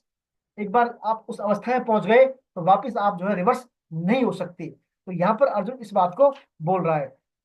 ऐसा जब अर्जुन कह रहा है भगवान से, है ना, कि मुझे शांति नहीं मिलेगी, सुख नहीं मिलेगा, पहले कहा मुझे शिक्षा दीजिए, शरण में हूं, और ऐसा कहता कहता तब भी भगवान कुछ नहीं बोले। तो अर्जुन फिर कहता है भगवान ठीक है मैं तो युद्ध करूंगा नहीं। फिर फाइनली बात कह देता है अर्जुन, मैं युद्ध नहीं करूंगा। अब अर्जुन देखिए क्या बोलता है। अब संजय बताया धृतराष्ट्र को, अर्जुन क्या, अर्जुन के अंदर क्या भाषा, क्या मतलब अंदर चल रहा है फीलिंग। कौन पढ़ा अभी, किसने बोला था श्लोक के लिए? श्लोक कौन बोलेंगे अभी नेक्स्ट? किसने कहा था ना? मैं बोल सकती हूँ सर? जी जी संतोष नोवल जी, हाँ बोले, आप बोले। चलो। संजय उवाच एवम् उक्त्वा ऋषिकेशं गुडाकेशः परन्तप नयोऽस्य इति गोविन्दम् उक्त्वा तूष्णीं बभूवः। तमुवाच ऋषिकेशः प्रहसन् इव भारत सेनयोरुभयो मध्ये विषिदन्तम् इदं वचः। हरे कृष्ण गुरु जी। हरे कृष्णा। अब देखिए भगवान यहाँ पर कह रहे हैं, भगवान तो क्या अर्जुन बोल रहे हैं, अर्जुन के बारे में जो मनोस्थिति है उसका संजय यहाँ पर धृतराष्ट्र से निरूपण कर रहे हैं। कैसे कर रहे हैं? हे शत्रु तापन धृतराष्ट्र, ऐसा कहकर निद्रा को जीतने वाले अर्जुन अंतर्यामी भगवान गोविंद से मैं युद्ध नहीं करूंगा, मैं युद्ध नहीं करूंगा, ऐसा साफ साफ कहकर चुप हो गए। क्या हो गए? चुप हो गए अर्जुन कि मैं तो युद्ध नहीं करूंगा। सब बात अर्जुन ने सब दलीलें दे ली, सब दे दिए, लास्ट तक ये तक कह दिया मैं आपके शरण हूं, है ना, मुझे शिक्षा दीजिए भगवान, वो बात मेरे कल्याण हो वो कहिए, मुझे सुख नहीं, मेरा सुख जो है विषाद दूर नहीं हो रहा, शांति नहीं मिल पाएगी, फिर मैं युद्ध नहीं करूंगा। ऐसा जब कह दिया अर्जुन ने, तो दोनों सेनाओं के मध्य भाग में विषाद करते हुए अर्जुन बैठ गए वहां पर। तो अब क्या भगवान हंसते हैं, फिर देखते हैं अर्जुन को। भगवान क्यों हंसते हैं? भगवान अर्जुन की स्थिति पर हंसते हैं। वही अर्जुन युद्ध करने आया है, वो कह रहा है मैं भीख मांग लूंगा, युद्ध नहीं करूंगा, है ना, उसकी बजाय में भीख मांग, फिर कह रहा है मेरे इनको मैं नहीं मारूंगा, है ना, परिजनों को गुरुजनों को महानुभावों को नहीं मारूंगा। फिर कह रहा है आप तो मैं युद्ध में जीतूंगा हारूंगा यही पता नहीं मेरे को। फिर कह रहा है हम जिनको मारने नहीं मारना चाहते वो हमारे सामने खड़े हैं, क्या करें। फिर कह रहा है हम हारेंगे या वो हारेंगे, कौन जीते यही पता नहीं मेरे को। फिर हमारे लिए युद्ध करना ठीक है नहीं करना ठीक है यही पता नहीं। फिर कह रहा है मैं धर्म के विषय मोहित अंत करने वाला हूँ, मुझे आप शिक्षा दीजिए, मैं आपके शरण में हूँ। फिर कह रहा है सब कुछ करने के बाद भाई मेरा जो दुख है भगवान, ये शोक जो है, ये तो मेरे को राज्य मिल जाए सब मिल जाए तो भी मेरा दुख दूर होने वाला नहीं दिख रहा। फिर कह रहा है मैं तो युद्ध करूंगा ही नहीं। इतनी जब भिन्न भिन्न रूप बदल रहा है अर्जुन, भिन्न भिन्न तरह की मानसिक स्थिति को डिस्प्ले कर रहा है, तो भगवान हंसे, भगवान भगवान मुस्कुराए, यानी प्रहसन, यानी विनोद भाव में, क्या आप ये क्या बात कर रहे हो आप, ये क्या कह रहा है अर्जुन। भगवान भगवत गीता में एक बार मुस्कुराए, देखिए यही भगवान भगवत गीता में एक बार मुस्कुराए यहीं पर, है ना। क्यों मुस्कुरा रहे हैं? वही अर्जुन देखिए कह रहा है कि मैं आपके शरणागत हूं, मुझे शिक्षा दीजिए। कहा ना अर्जुन अभी 2.7 में कि मैं आपका शिष्य हूं, आपके शरण, मुझे शिक्षा दीजिए। ऐसा कह दिया, फिर कह रहा है मैं युद्ध नहीं करूंगा। अब भगवान से शिक्षा भी लेना चाह रहा है और खुद ही निर्णय सुना रहा है कि मैं युद्ध नहीं करूंगा। अब भगवान क्या शिक्षा दे उसको, फिर क्या बोला है भगवान। तो इस अर्जुन की जो ये मनो जो दिग मनोवृत्ति हो रही है ना, मनोवृत्ति दिग्भ्रमित, इसको देख के भगवान को हंस आ रहा है। भगवान हंस रहे हैं यहाँ पर, क्योंकि अर्जुन की शरणागति तो आधे अधूरी है। तो देखिए शरणागति शरणागति होती है चाहे आधी हो या पूरी हो, है ना। तो हालांकि अर्जुन ने कह तो दिया मैं आपके शरण हूं, तो भगवान की जिम्मेदारी बन गई अर्जुन को सही रास्ते पर लाने की, अर्जुन का कल्याण करने की। इसके लिए क्या है, भगवान यहाँ पर अर्जुन जो है अपने इस एक्ट के माध्यम से बताना चाह रहा है, व्यक्ति चाहे कितना ही बड़ा हो, कितना ही विद्वान हो, कितना ही वो धुरंधर हो, इंटेलेक्चुअल हो, बौद्धिक हो, लेकिन उसका मताग्रह बड़ा हावी होता है।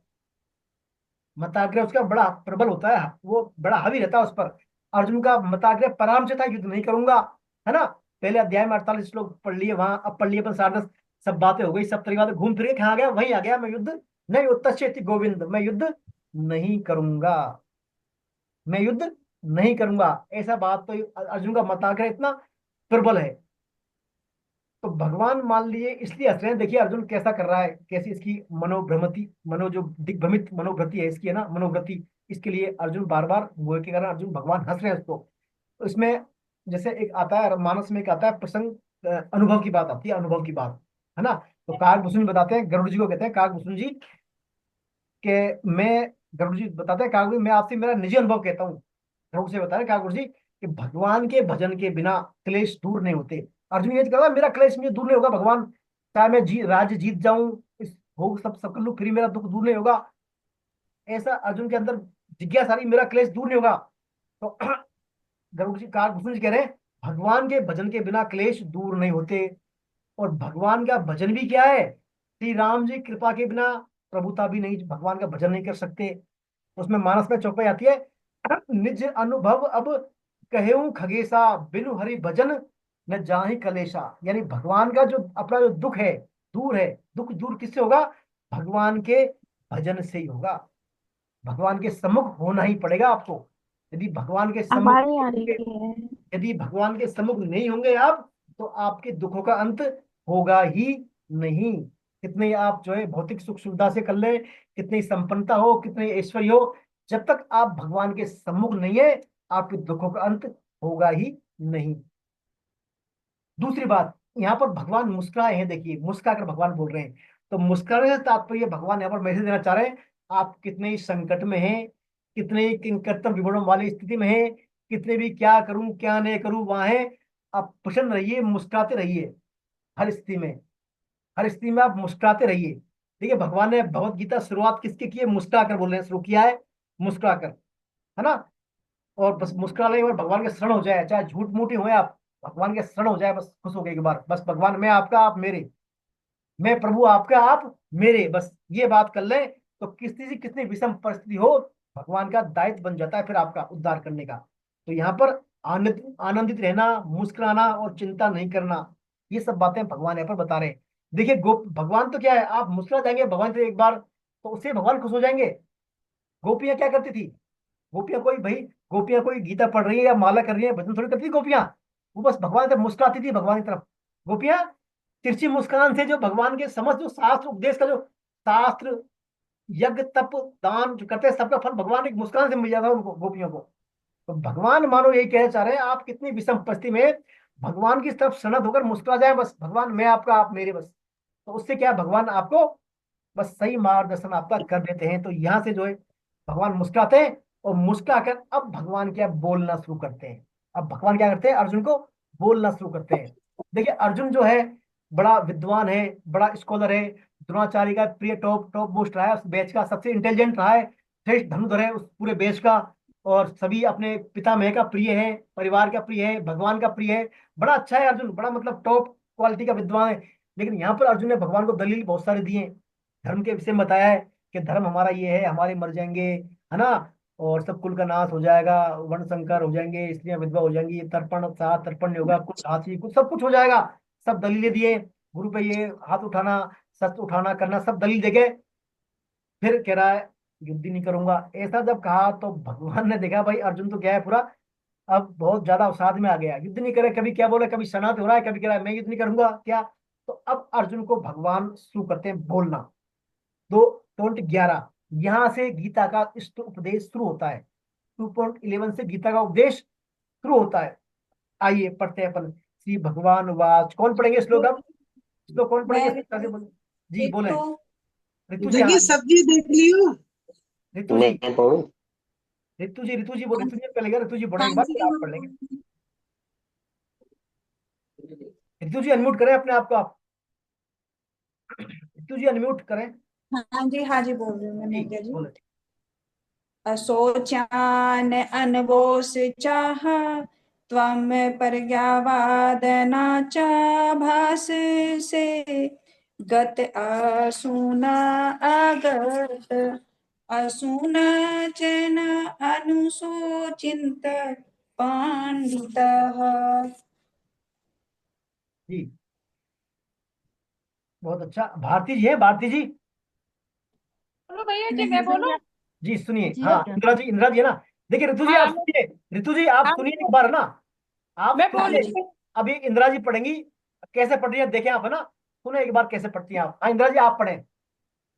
श्री भगवानुवाच अशोच्या अशो अशोच्यानन् वशोचस्त्वं प्रज्ञावदांश्च भाषसे गतासूनि गताशोच्य नानु शोचन्ति पंडिताः। बहुत अच्छा। हाँ तो ऋतु जी आप है ना ऐसा सुन रहे, ऐसा बोले ना, अच्छा बोला आपने भी, ऐसा प्रयास करें। तो यहाँ पर देखिए भगवान बोल रहे हैं, भगवान क्या करें, असोच्यानन सोचस्तम। अर्जुन तुमने शोक ने करने योग का शोक किया है, और विद्वा यानी पंडिता की बातें कर रहे हो आप, बातें बड़ी बड़ी कर रहे हो अर्जुन। आपने शोक ने करने योग का शोक किया है, परंतु जिनके प्राण चले गए हैं और जिनके प्राण नहीं गए हैं, उनके लिए पंडित लोग शोक नहीं करते। उनके लिए पंडित लोग शोक नहीं करते। देखिए शुरुआत कहां से करें, असोच्यानन सोचस्तम प्रज्ञावादांश भाष से। बहुत सुंदर बात बोल रहे हैं भगवान। तो देखिए इसमें बताया है संसार के दो विभाग हैं, सत और असत। सत और असत, एक तो शाश्वत है, एक अशाश्वत है। यानी एक है हमारा शरीर नाश होने वाला, और एक है शरीरी यानी नाश नहीं होने वाली आत्मा। देखिए यहाँ पर इस अध्याय में आत्मा के कई नाम आएंगे, शरीरी, देही, है ना, अक्षर, है ना, और बहुत सारे नाम आएंगे अलग अलग टर्मों में। तो इनका सबका जो नाम है वो अपने मानीपने के संबंध के आधार पर नाम है। जैसे मान लीजिए हम अपने आप को शरीर मान लेते हैं, क्या मान लेते हैं, शरीर। तो आत्मा का नाम क्या हो गया, शरीरी। क्या हो गया, शरीरी। हम अपने आप को देह मान लेते हैं, देह। तो आत्मा का नाम क्या हो गया, देही। हम अपने आप को क्षेत्र मान लेते हैं, तो इसका नाम क्या हो गया, क्षेत्रज्ञ, है ना। अलग अलग नाम है। तो वस्तुतः आत्मा जो है, आत्मा का तो कोई नाम है ही नहीं। आत्मा तो चिन्मय है, शाश्वत है, हमेशा रहने वाली है। आत्मा भगवान का अंश है। लेकिन ये जो नाम हमने यहाँ पर शरीरी देही नाम, ये हमारे माने पने के, हमने अपने आप को शरीर मानते हैं, तो हमारी आत्मा क्या हो गया, ये शरीरी, है ना, मानने के आधार पर है, वैसे है नहीं। जैसे मान लीजिए आप उसने जैसे अपने हमने अपने आप को शरीर मान लिया, मैं शरीर हूं, तो आत्मा हो गई शरीरी। मैं देह हूं, तो आत्मा का नाम हो गया देही। इसी प्रकार जैसे मान लीजिए ये अपना मानने का नाम है ये। जैसे मान लीजिए आपके पास धन है, आपके पास काफी सारा धन है, और धन को आपने अपना मान लिया। धन को आपने क्या मान लिया, अपना मान लिया, मेरा धन है, तो आप धनवान हो गए। फिर क्या हो गए आप, आपको संज्ञा क्या हो गई, धनवान। आपके पास बल है, वस्तुतः आपको तो है ही नहीं, बल को अपना मान लेते हैं, मेरा बल है, तो आप बलवान हो गए। आप पर विद्या है, ज्ञान है, आप विद्वान मान लिया अपने आप, नाम क्या हो गया, संज्ञा विद्वान। इसी प्रकार शरीर को अपना मानने के कारण शरीर के अंदर रहने वाली आत्मा को, या इसको क्या नाम दिया अपने, शरीरी। तो ये शरीर क्या है, नाशवान नहीं, अविनाशी है ये। और शरीर क्या है, विनाशी। तो शरीर का धर्म क्या है, नष्ट होना। हर चीज का धर्म होता है अपना अपना। आत्मा का धर्म है अपने अंश की सेवा करना। हमारी आत्मा या देही शरीर का क्या धर्म है, जिसका वो अंश है, यानी भगवान का अंश है, तो भगवान के अपने अंश की यानी भगवान की सेवा करना उसका मूल धर्म है, अपनी सोल का, आत्मा का। और शरीर का धर्म क्या है, नाश होना, नष्ट होना। शरीर पंच तत्व से मिलकर बनाए, पृथ्वी जल अग्नि वायु आकाश, और इसका मूल धर्म क्या है, नाश होना। तो यहाँ पर अब क्या है, दोनों ही, अब भगवान कह रहे हैं शरीर के लिए भी यानी शोक नहीं बनता, और शरीर के लिए भी शोक नहीं बनता। यानी भगवान कह रहे हैं शरीर संसार परिवर्तनशील है, शरीर भी चेंजेबल है और संसार ही परिवर्तनशील है। इसमें परिवर्तन अवश्यंभावी है, इसलिए हम इस परिवर्तन से डरे नहीं। हम क्या है, परिवर्तन से डर जाते हैं। इसका सदुपयोग कैसे करें, जैसे अविनाशी शरीर की हम मृत्यु से डर जाते हैं। हम क्या होता है, इसकी मृत्यु से डर जाते हैं, और डर जाने के कारण फिर क्या हम शोक करते हैं फिर। तो यहाँ पर सार बातें आती है, अपने आप को शरीर मानना। मैं शरीर हूं, शरीर मेरा है, इसको कहते हैं पशु बुद्धि। ये क्या है, पशु बुद्धि है, कि मैं शरीर हूं, शरीर मेरा है, आध्यात्मिक मायनों में। तो इसे हमें क्या, तुरंत छोड़ देना चाहिए। जब जो है बाली और सुग्रीव का युद्ध हुआ था, भगवान राम ने बाली का जब वध किया था, तो बाली की जो पत्नी थी तारा, वो क्या बाली की डेड बॉडी पर वहां पर बैठ के रोने लगी, बहुत जोर से विलाप करने लग गई वो बाली की डेड बॉडी पर। तो भगवान राम ने उस तारा का अज्ञान दूर किया। तारा से भगवान ने कहा, चित जल पावक गगन समीरा, पंच रचित अति अधम शरीरा। ये जो शरीर तो क्या है, अधम शरीर है, 5 तत्वों से मिलकर बना है। इसका धर्म क्या है, नष्ट होना। प्रगट सो तनु तब आगे सोवा, जीव नित्य कहीं लगे तुम्हें रोवा। भगवान कह रहे हैं तारा से, तारा तू शरीर के लिए रो रही है ना, तो शरीर तो ये पड़ा, शरीर ये पड़ा बालिका, और तू इसके अंदर जो जीव है, आत्मा सोल है, उसके लिए रो रही है, तो वो तो नित्य है, उसके लिए रोना नहीं बनता।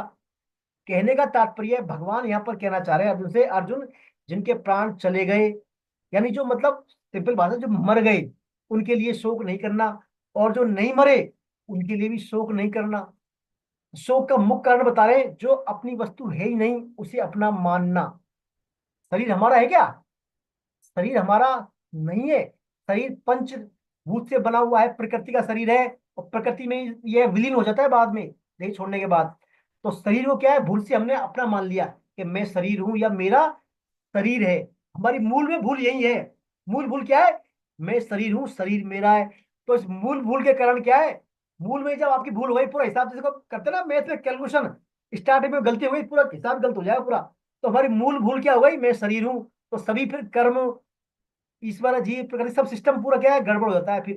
तो हमारी मूल में भूल क्या है, ये भगवान कह रहे हैं, ये हमारा शरीर संसार नाशवान है, हम इसकी सिर्फ दृष्टा हैं। तो यहाँ पर ये भगवान कहना चाह रहे हैं कि अर्जुन आप बातें, फिर भगवान क्या, अर्जुन आप बातें बड़ी बड़ी पंडिताई कर रहे हो, विद्वान की बात कर रहे हो, और आप जो नहीं करना है उसके लिए शोक कर रहे हो।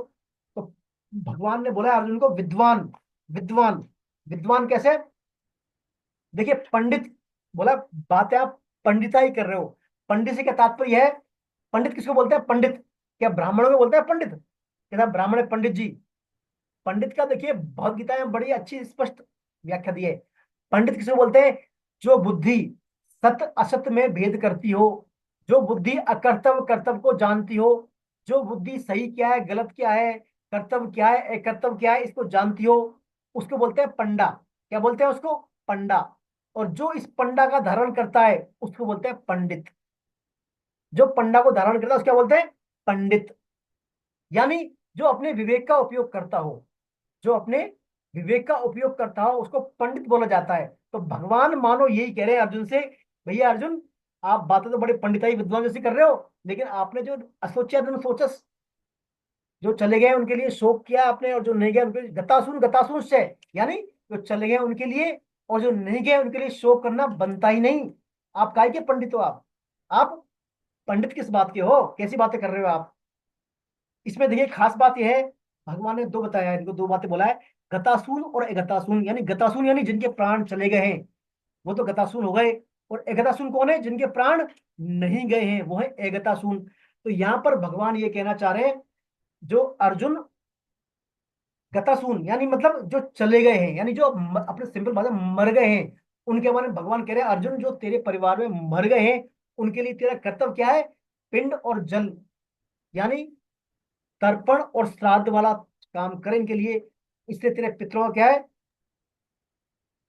गति हो जाएगी आगे। और इनका यदि तू श्राद्ध और तर्पण नहीं करेगा तो पितरों का पतन हो जाएगा।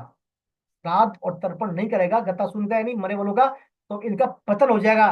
तो अर्जुन की चिंता क्या है, गतासून की चिंता है, यहाँ पर चिंता कर रहा है अर्जुन।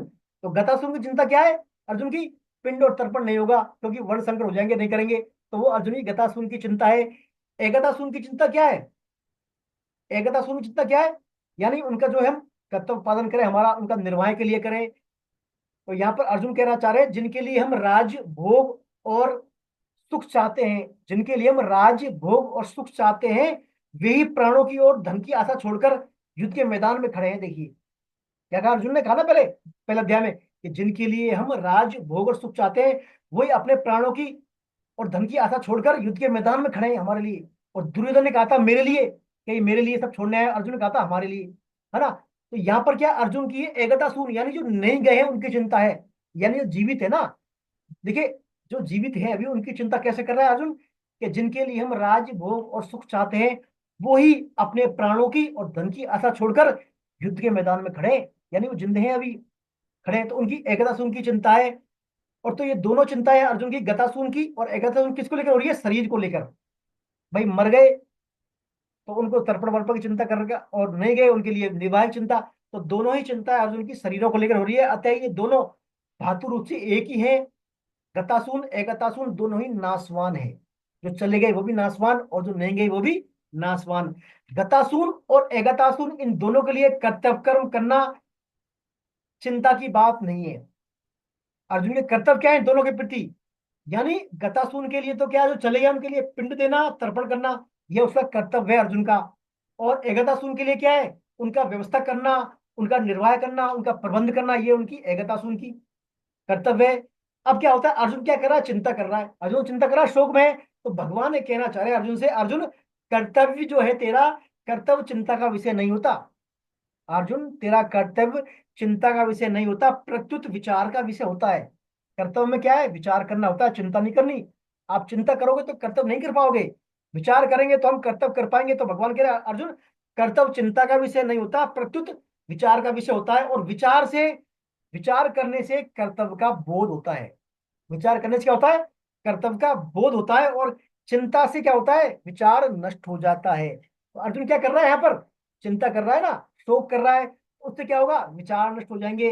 विचार नष्ट हो जाएंगे तो कर्तव्य नहीं कर पाएगा। तो मानो भगवान अर्जुन से ये कह रहे हैं, अर्जुन गतासून और अगतासून जो चले गए, जिनके प्राण नहीं गए, उनके प्रति तेरा कर्तव्य है, उसकी पालन कर। उस कर्तव्य पालन से क्या होगा?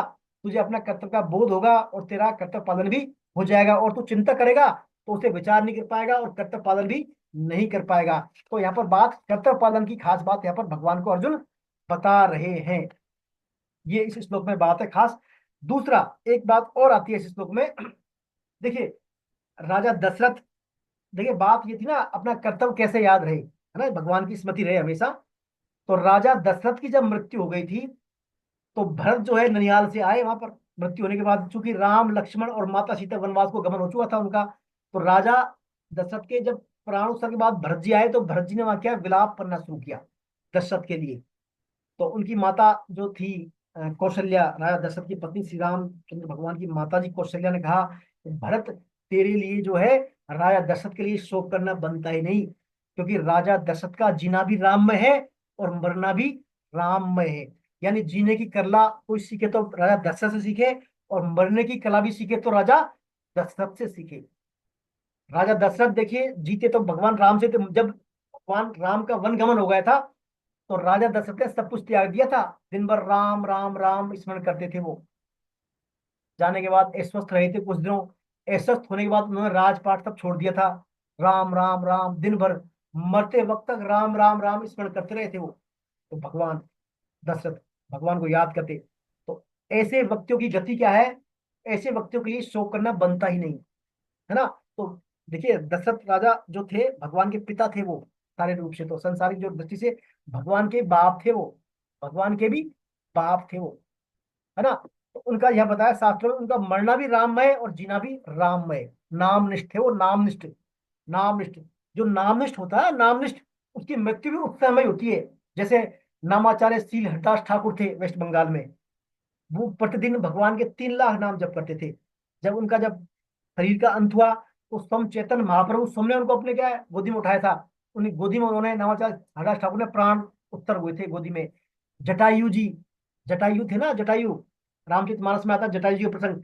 जटायु जी बड़े नामनिष्ठ थे, हमेशा भगवान का नाम लेते थे और राम राम याद करते भगवान को, जटायु जी। तो जटायु जी का भी जब प्राणों का उत्सर्ग हुआ था, जब रावण ने उनके पंख काट दिए थे, तो भगवान ने उनको अपनी गोदी में उठाया था, जटायु जी को।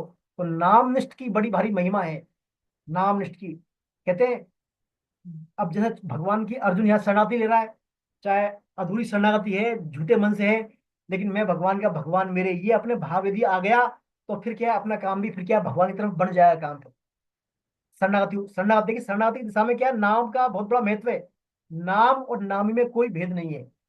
आप भगवान का नाम ले रहे हैं, जितना ज्यादा नाम जप करेंगे आप, उतनी ज्यादा आप आध्यात्मिक जीवन में बूस्ट करेंगे आप, उतनी आपकी आध्यात्मिक उन्नति होगी नाम की। तो यहाँ पर देखिए, चाहे भरत जी का उदाहरण हो, जटायु जी का हो, नामाचार्य श्री हरदास ठाकुर जी का हो, सब क्या नामनिष्ठ संत है ना।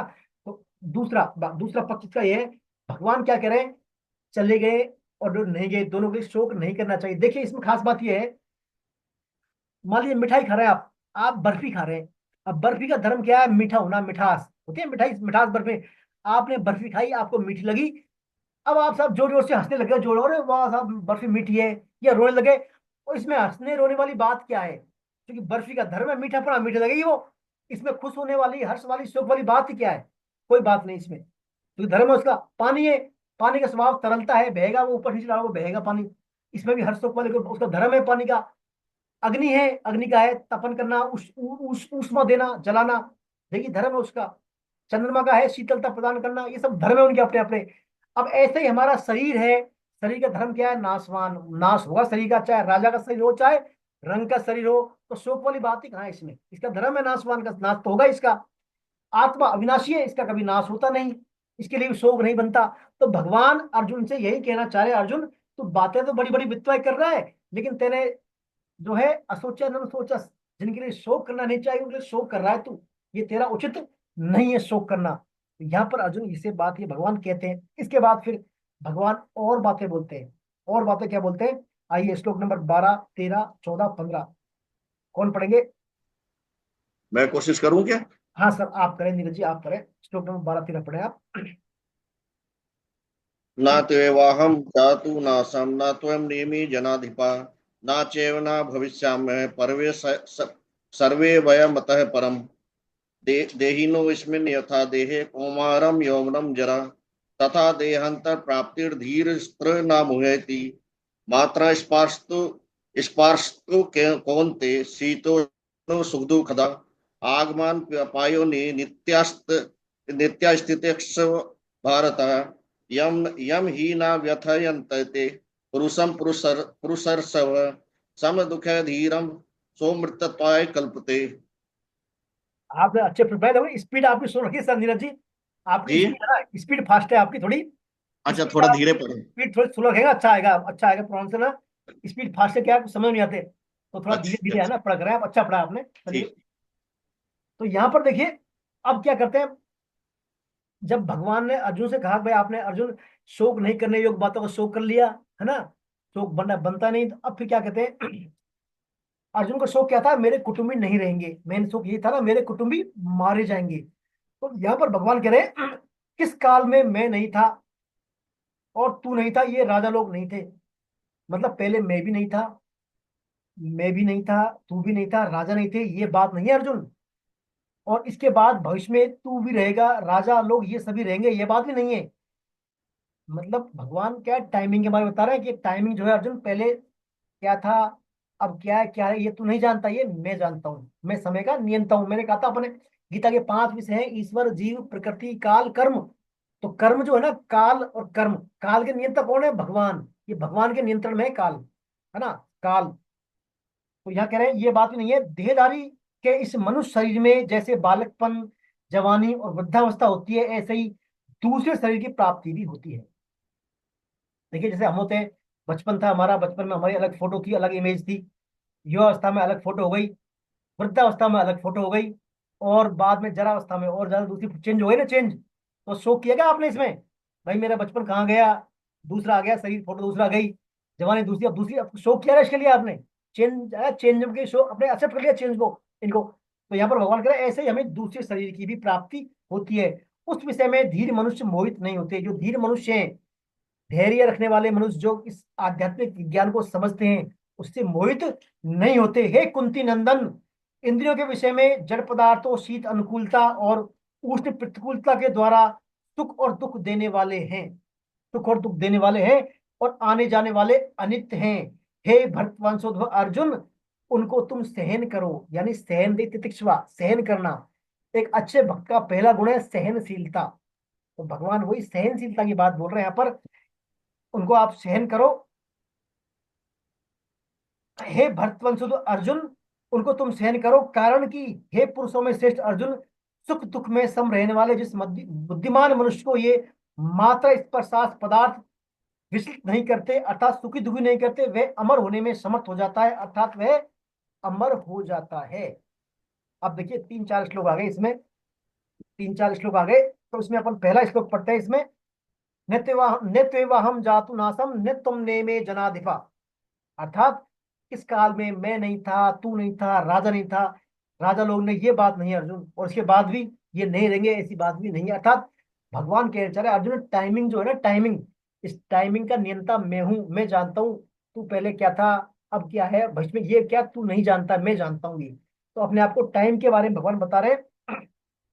दूसरा, भगवान कह रहे हैं हमारा जो मूल स्वरूप तो वो नित्य है, यानी हमारी आत्मा तो हमारी नित्य है। आत्मा जैसे अवस्था परिवर्तित होती है, बचपन से जवानी से बुढ़ापा आता है, ऐसे हमारा जीव भी, ये हमारी आत्मा भी अपने चेंज करती है शरीरों को। एक शरीर पुराना हो गया, दूसरा शरीर धारण कर लिया, दूसरा पुराना हो गया, तीसरा धारण कर लिया। तो यह भगवान कह रहे हैं हमारा जो आत्म स्वरूप है वो हमारा नित्य है, कालातीत है, टाइम से परे है, ये था है रहेगा, भगवान का अंश। किंतु शरीर को अपना स्वरूप मानने के कारण हमें जन्म मृत्यु का अनुभव होता है। शरीर संसार जो लगातार चेंजेबल है, परिवर्तनशील है, ये परिवर्तन से गुजरता है। जैसे हमारा जन्म होता है ना, जन्म हो गया, फिर विकास होता है, विकास डेवलपमेंट, फिर पोषण होता है, फिर हम एक वस्तु से दूसरी वस्तु, मतलब प्रजनन या जनन, विखंडन, दूसरा निर्माण होता है, फिर क्षय होता है, और अंत में मृत्यु। तो ये क्या है, 6 स्टेप है हमारे ग्रोथ के, हमारे किसी भी बढ़ने के 6 स्टेप। क्या, जन्म होगा पहले शरीर का, फिर विकास होगा, फिर पोषण होगा, पोषण के बाद फिर उसके जैसा दूसरा बन जाएगा प्रजनन के द्वारा, यानी एक वस्तु से दूसरी वस्तु का निर्माण होता है, फिर अंत में क्षय होता है, उसका ह्रास होता है, फिर अंत में मृत्यु को प्राप्त होता है। तो शरीर में ये परिवर्तन हमें इतनी तेजी से होते हैं कि शरीर हमें क्षण परिवर्तनशील होता हुआ भी हमें स्थिर और प्रत्यक्ष प्रतीत होता है। देखिए, अपना शरीर इस क्षण में ना, वो अगले क्षण में नहीं होता, वैसे अलग होता है, बहुत तेजी से बदल रहा है।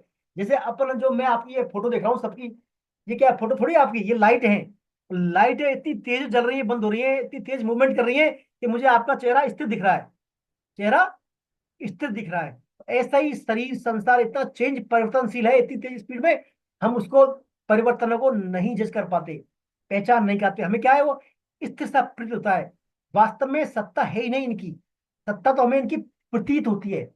भाई सत्ता किसकी होगी, जो स्थिर चीज है उसकी सत्ता। ये तो चेंजेबल है, आज अभी कुछ है, एक क्षण बाद कुछ होगा, फिर कुछ होगा, तो हमें इनकी सत्ता प्रतीत हो रही है। और हम शरीर नहीं अपितु शरीर को जानने वाले हैं। हम कौन है, हम शरीर को जानने वाले हैं। हमारी एकता भगवान से नहीं कि शरीर से। एकता हमारी किससे, हम भगवान के अंश से, शरीर के अंश नहीं है। अतः हमारी मृत्यु असंभव है, यानी हमारी जीव की मृत्यु असंभव। मृत्यु होती है शरीर की, मृत्यु किसकी होती है, शरीर की। तो इस 13वें श्लोक भगवान यही कहना चाह रहे हैं कि अर्जुन, तुझे जो ये मोह हो गया, तू चाह रहा है कि शरीर मर जाएगा, इनका शरीर का धर्म में नाश होना, इसका नाश होने, जो मूल स्वरूप वो नित्य है, इनका मूल स्वरूप यानी आत्मा है, मेरा अंश है, वो नित्य है, उसका कभी नाश होता नहीं। और जो शरीर है ये क्या है, निरंतर परिवर्तनशील है। लेकिन हमें इसकी सत्ता, परिवर्तन इतने तेजी से होते हैं कि हमको ये परिवर्तन दिखाई नहीं देते, और हम इनको स्थिर मान लेते हैं। और स्थिर मानने से फिर हम इनको में जड़ता का संबंध होता है, और हम फिर क्या, मोहित हो जाते हैं। तो ये 12वें श्लोक में भगवान ने ये बताया। इसमें दूसरा देखिए, इसमें क्या है, खास बात ये इसमें, हमारा जो शरीर है ना, शरीर हमारा 3 तरह का होता है। शरीर हमारा 3 तरह का होता है, एक तो होता है स्थूल शरीर, एक सूक्ष्म शरीर, एक कारण शरीर, है ना।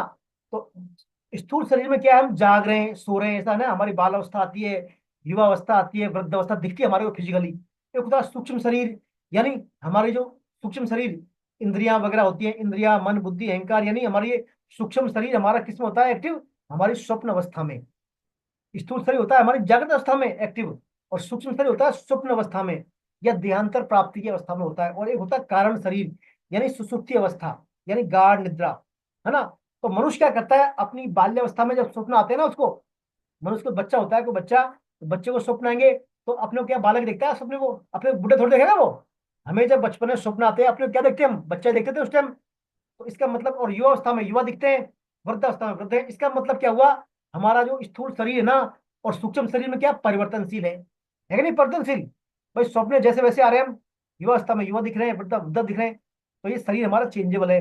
ऐसे ही हमारी जो सुसुप्ति अवस्था होती है, यानी कारण शरीर, ये क्या है, बाल्यावस्था में ज्यादा होती है, यानी हमें गाढ़ नींद आती है, गहरी बाल्यावस्था में आती है, युवा अवस्था में नींद कम आती है, और वृद्धावस्था में हमारी सुसुप्तता बहुत कम हो जाती है। अर्थात हमारे कारण शरीर में भी परिवर्तनशील है हमारा।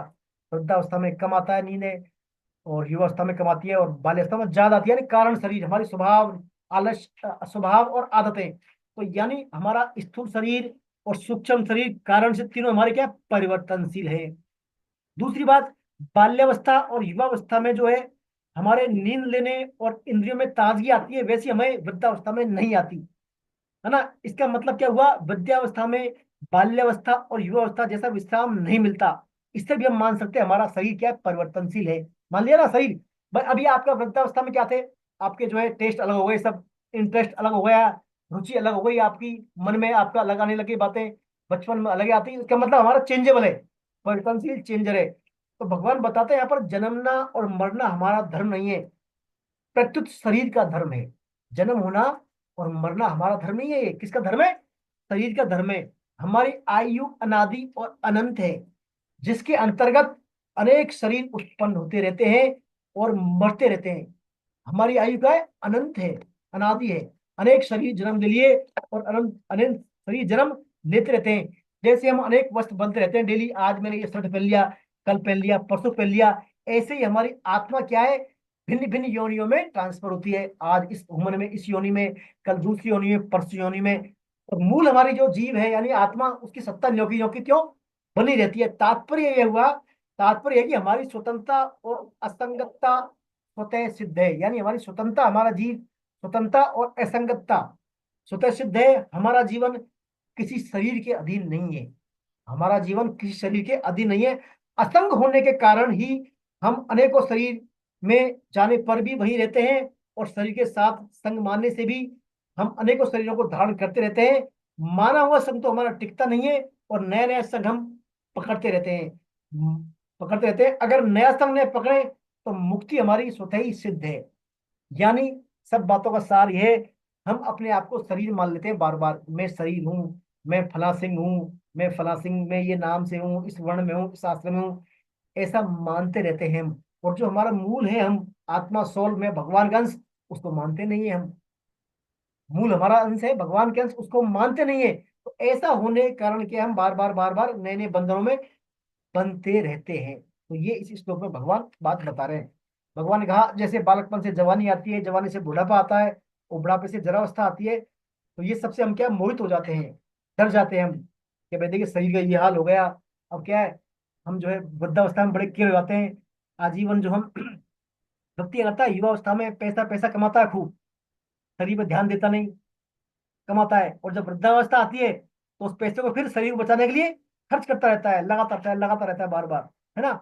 लेकिन जो वास्तव जो यथा था, उसका जो काम करना था वो काम रह जाता है, और ऐसे उसका समय निकल जाता है। लेकिन जो धीर पुरुष है, धीर व्यक्ति हैं, ज्ञानी पुरुष हैं, भगवान के भक्त हैं, जानते हैं इन बातों को, वो क्या है, इनसे मोहित नहीं होते, वो उनसे वो क्या है, मोहित नहीं होते वो।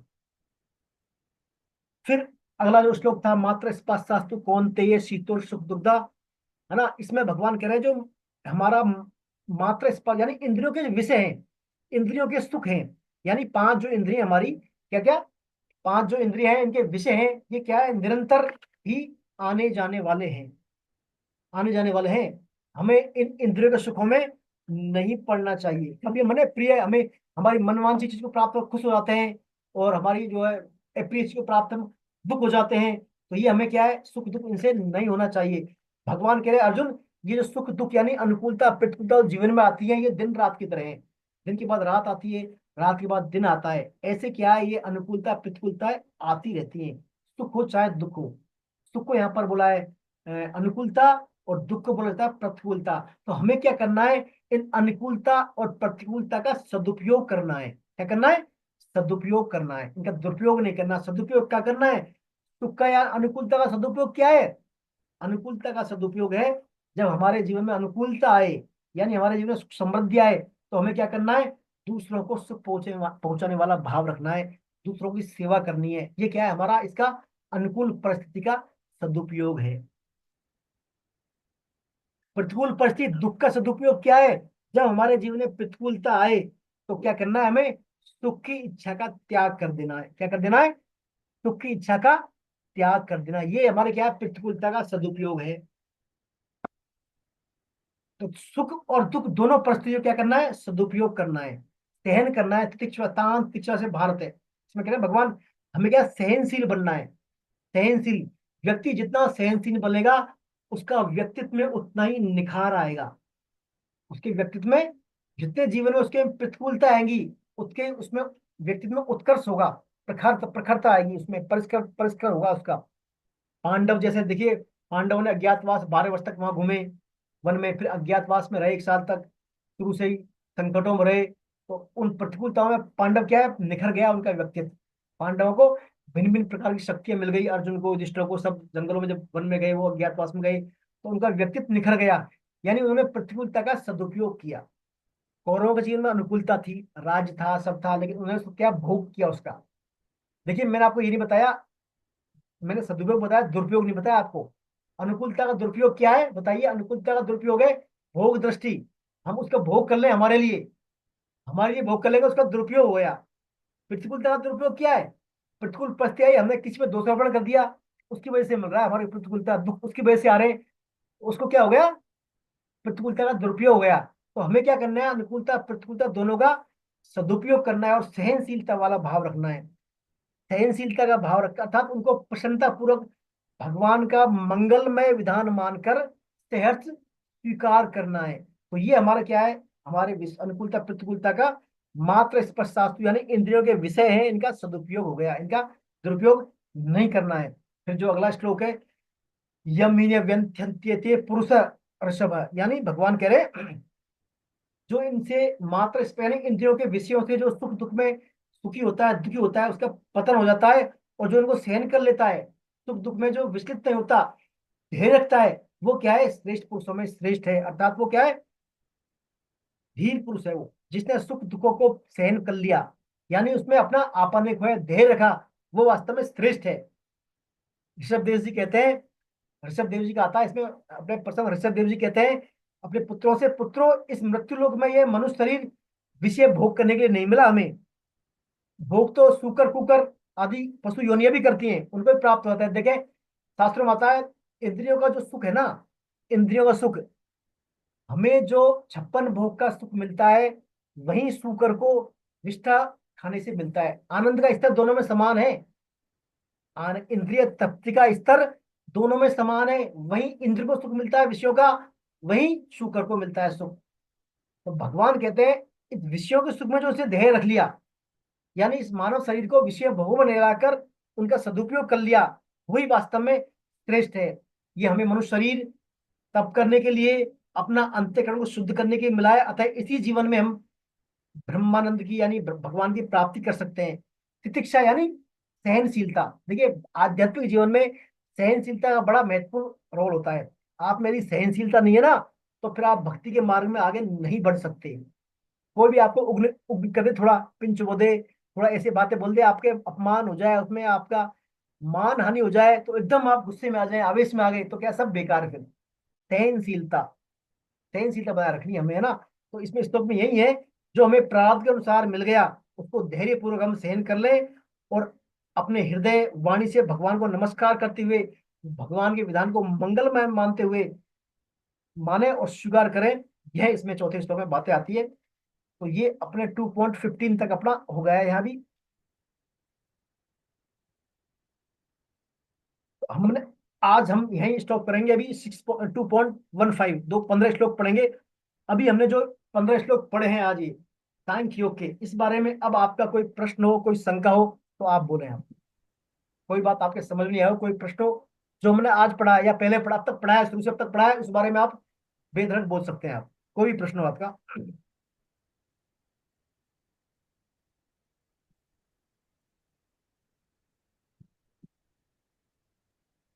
हरे कृष्णा प्रभु जी। जी अलका जी। इसमें प्रभु जी ये हेतु की कृपा की प्रतीक्षा, या हेतु की कृपा मीन्स हेतु की माने कॉजलेस मर्सी, बिना किसी कारण के कृपा कर देना। बिना किसी कारण भगवान ने आप पर कृपा कर दी ना, भगवान ने बिना किसी कारण के आपको मानव शरीर दे दिया। अहेतु कृपा, अहेतु की माने बिना किसी हेतु के, आपको बिना किसी कारण के, आपने कोई प्रयास नहीं किया, हमने कोई एग्रीमेंट नहीं किया, या कोई ऐसा हमारा कमिटमेंट हो तब दिया हो। भगवान ने बिना किसी कारण के, कॉजलेस मर्सी, उसको बोलते हैं अहेतु की कृपा। जी कृष्णा प्रभु जी। गुरुदेव मैं पूछ रही थी, ये जो अपना शरीर 5 रत्नों से मिलकर बना है, पंच तत्वों से। जी तो इसमें जो क्षिति शब्द है, क्षिति का अर्थ पृथ्वी मिट्टी से ही है। हाँ, क्षिति जल पावक गगन समीरा। समीर मानी हाँ, वायु, गगन मानी आकाश, पावक मानी अग्नि जल, और क्षिति मानी पृथ्वी। पृथ्वी जल अग्नि वायु आकाश। अच्छा, क्षिति मतलब पृथ्वी। जी जी, धन्यवाद गुरु जी। जी जी, और बोले।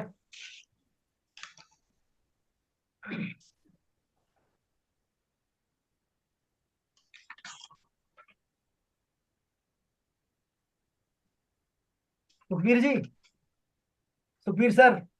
सर मैं तो वो यही पूछना चाह रहा था सर, वो 700 श्लोक कैसे याद कर लिए उन मैडम ने, तो वो थोड़ा सा प्रकाश डाले इस चीज पे। सर वो बड़ा बड़ा बहुत ही अच्छी नहीं विलक्षण वो है। तो भगवान की एक तरीके से ऐश्वर्य वाली बात है, भगवान की वो है उनमें एक तरीके जी से जी, जो बड़ा 700 श्लोक याद कर लिए। भारती जी है अभी शायद, हाँ। हाँ 700 श्लोक याद होना सर, बहुत बहुत बड़ी बात है सर, बहुत बड़ी जी बहुत बात। जी बड़ी बात है सर। नहीं, सही है। एक चीज सर और मैं कहना चाहूंगा सुखबीर सर, जी महेंद्र और जी। आपको भी लगा होगा, और सर आपसे भी आपके चरणों में निवेदन करते हुए अरे सभी सर आप। भक्तों को सबसे पहले तो रामनवमी पर्व की बहुत बहुत बधाइयाँ, शुभकामनाएं दें, और आप सभी के हृदय में राम का वास हो, राम के प्रति जी सद्भावना हो। दूसरी बात सर, कि जो ये जिनसे अभी संपर्क हुआ, जिनको ये 700 श्लोक आपने बताया कि याद हैं, आदरणीय भारती जी, जी तो इनकी वाणी में कुछ न कुछ ऐसा है कि जो अनेक जन्मों की साधना का फल है, बिल्कुल लग और रहा है सर, जिनकी बिल्कुल। और जिनकी वाणी ने हमको, हमारी हार्ट को स्पर्श किया। केवल एक वर्ड यही कहना चाहता हूँ कि वाणी में कुछ है कि जो हार्ट को टचिंग करता है, बस जी वो। और जो जो किसी भी गुरु के द्वारा, किसी की व्यक्ति के द्वारा अगर उसकी वाणी का वाइब्रेशन आपको टच कर रहा है, तो देयर इज समथिंग, और वो समथिंग क्या है? वो प्रभु की कृपा है। मैं बिल्कुल। केवल इतना ही, जी न जी बिल्कुल सत्य है सर। मतलब जो मैंने अनुभव किया, रियलाइज किया। बिल्कुल बिल्कुल सर भाई, भगवत कृपा तो है ही।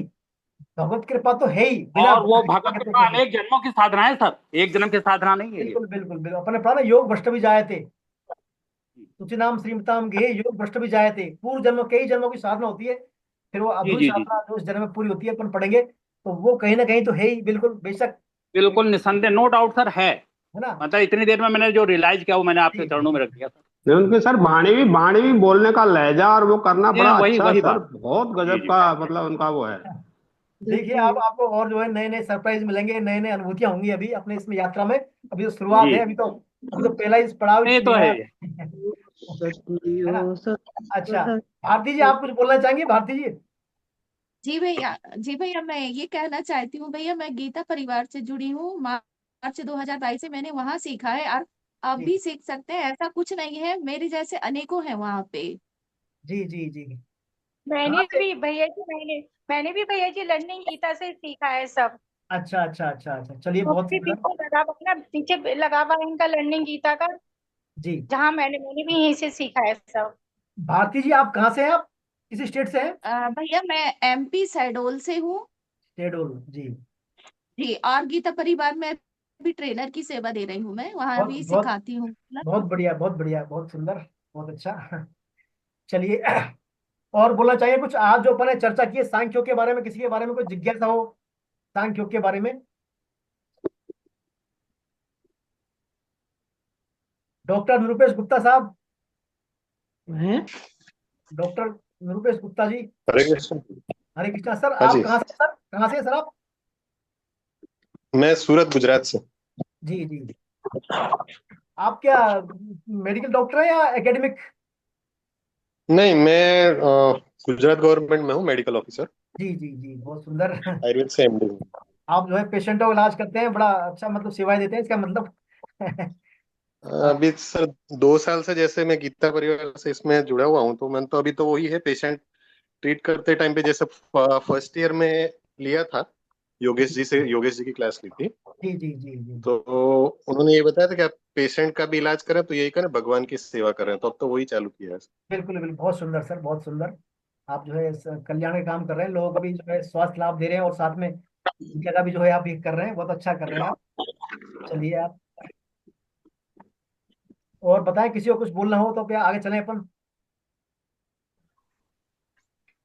चलिए फिर अपन वाइंड अप करते हैं। नेक्स्ट क्लास में लेंगे। अब आज 2.15 तक पढ़ा है अपन ने। आप जो देखिए, आप निवेदन आपसे है, आप एक बार जो है खुद भी पढ़े इनको, है ना, जो अपन ने पढ़ाया ना इसको एक बार पढ़ लेंगे ना आप, तो आपको बेहतर समझ में आएगा, अच्छी बातें समझ में आएगी, आप में इंटरेस्ट जागृत होगा इसके बारे में ना। और कहीं आपने किताब जो है रख दी है और नेक्स्ट संडे को खोलेंगे तो फिर थोड़ा थोड़ा वो जो लाभ मिलना चाहिए वो लाभ नहीं मिल पाएगा।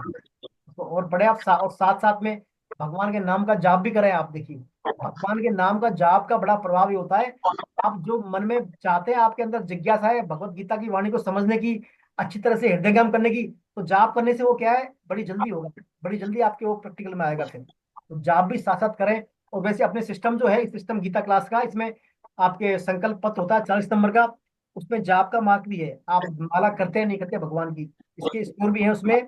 और साथ साथ आप जो है एकादशी का व्रत भी करें, है ना, एकादशी का व्रत करना, और क्लास में आपकी प्रेजेंट कितनी है उसका भी स्कोरिंग रहेगा, उस वेटेज रहेगा उसमें।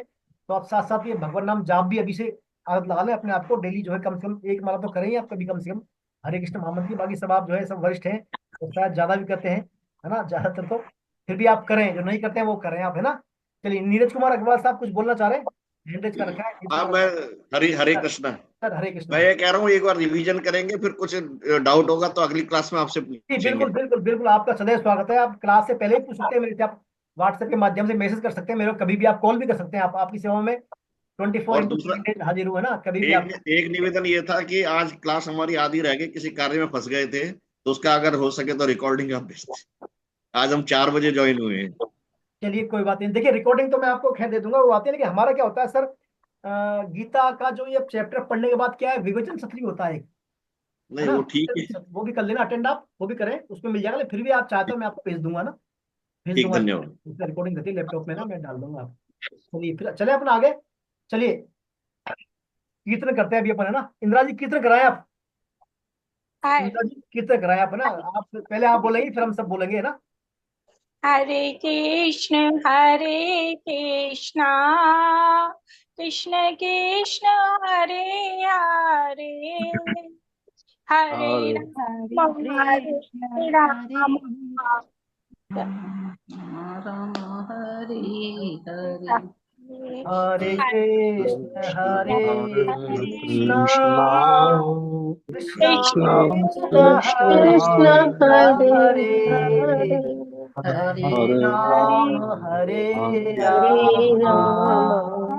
राम राम राम हरे हरे। हरे कृष्ण कृष्ण कृष्ण हरे हरे, राम हरे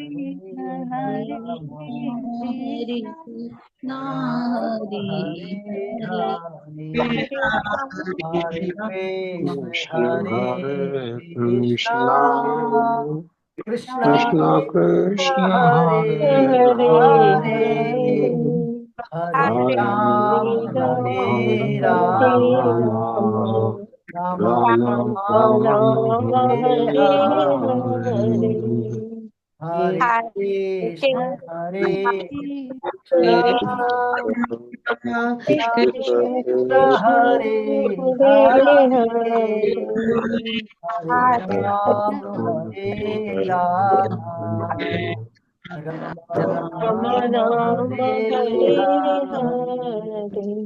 हरे कृष्णा। हरे कृष्ण। नाम संकीर्तनम यस्य नाम संकीर्तनम सर्व पापनाशनम सर्व पाप नामो दुख सम नमस्तम रामो नमामि हरिं परम।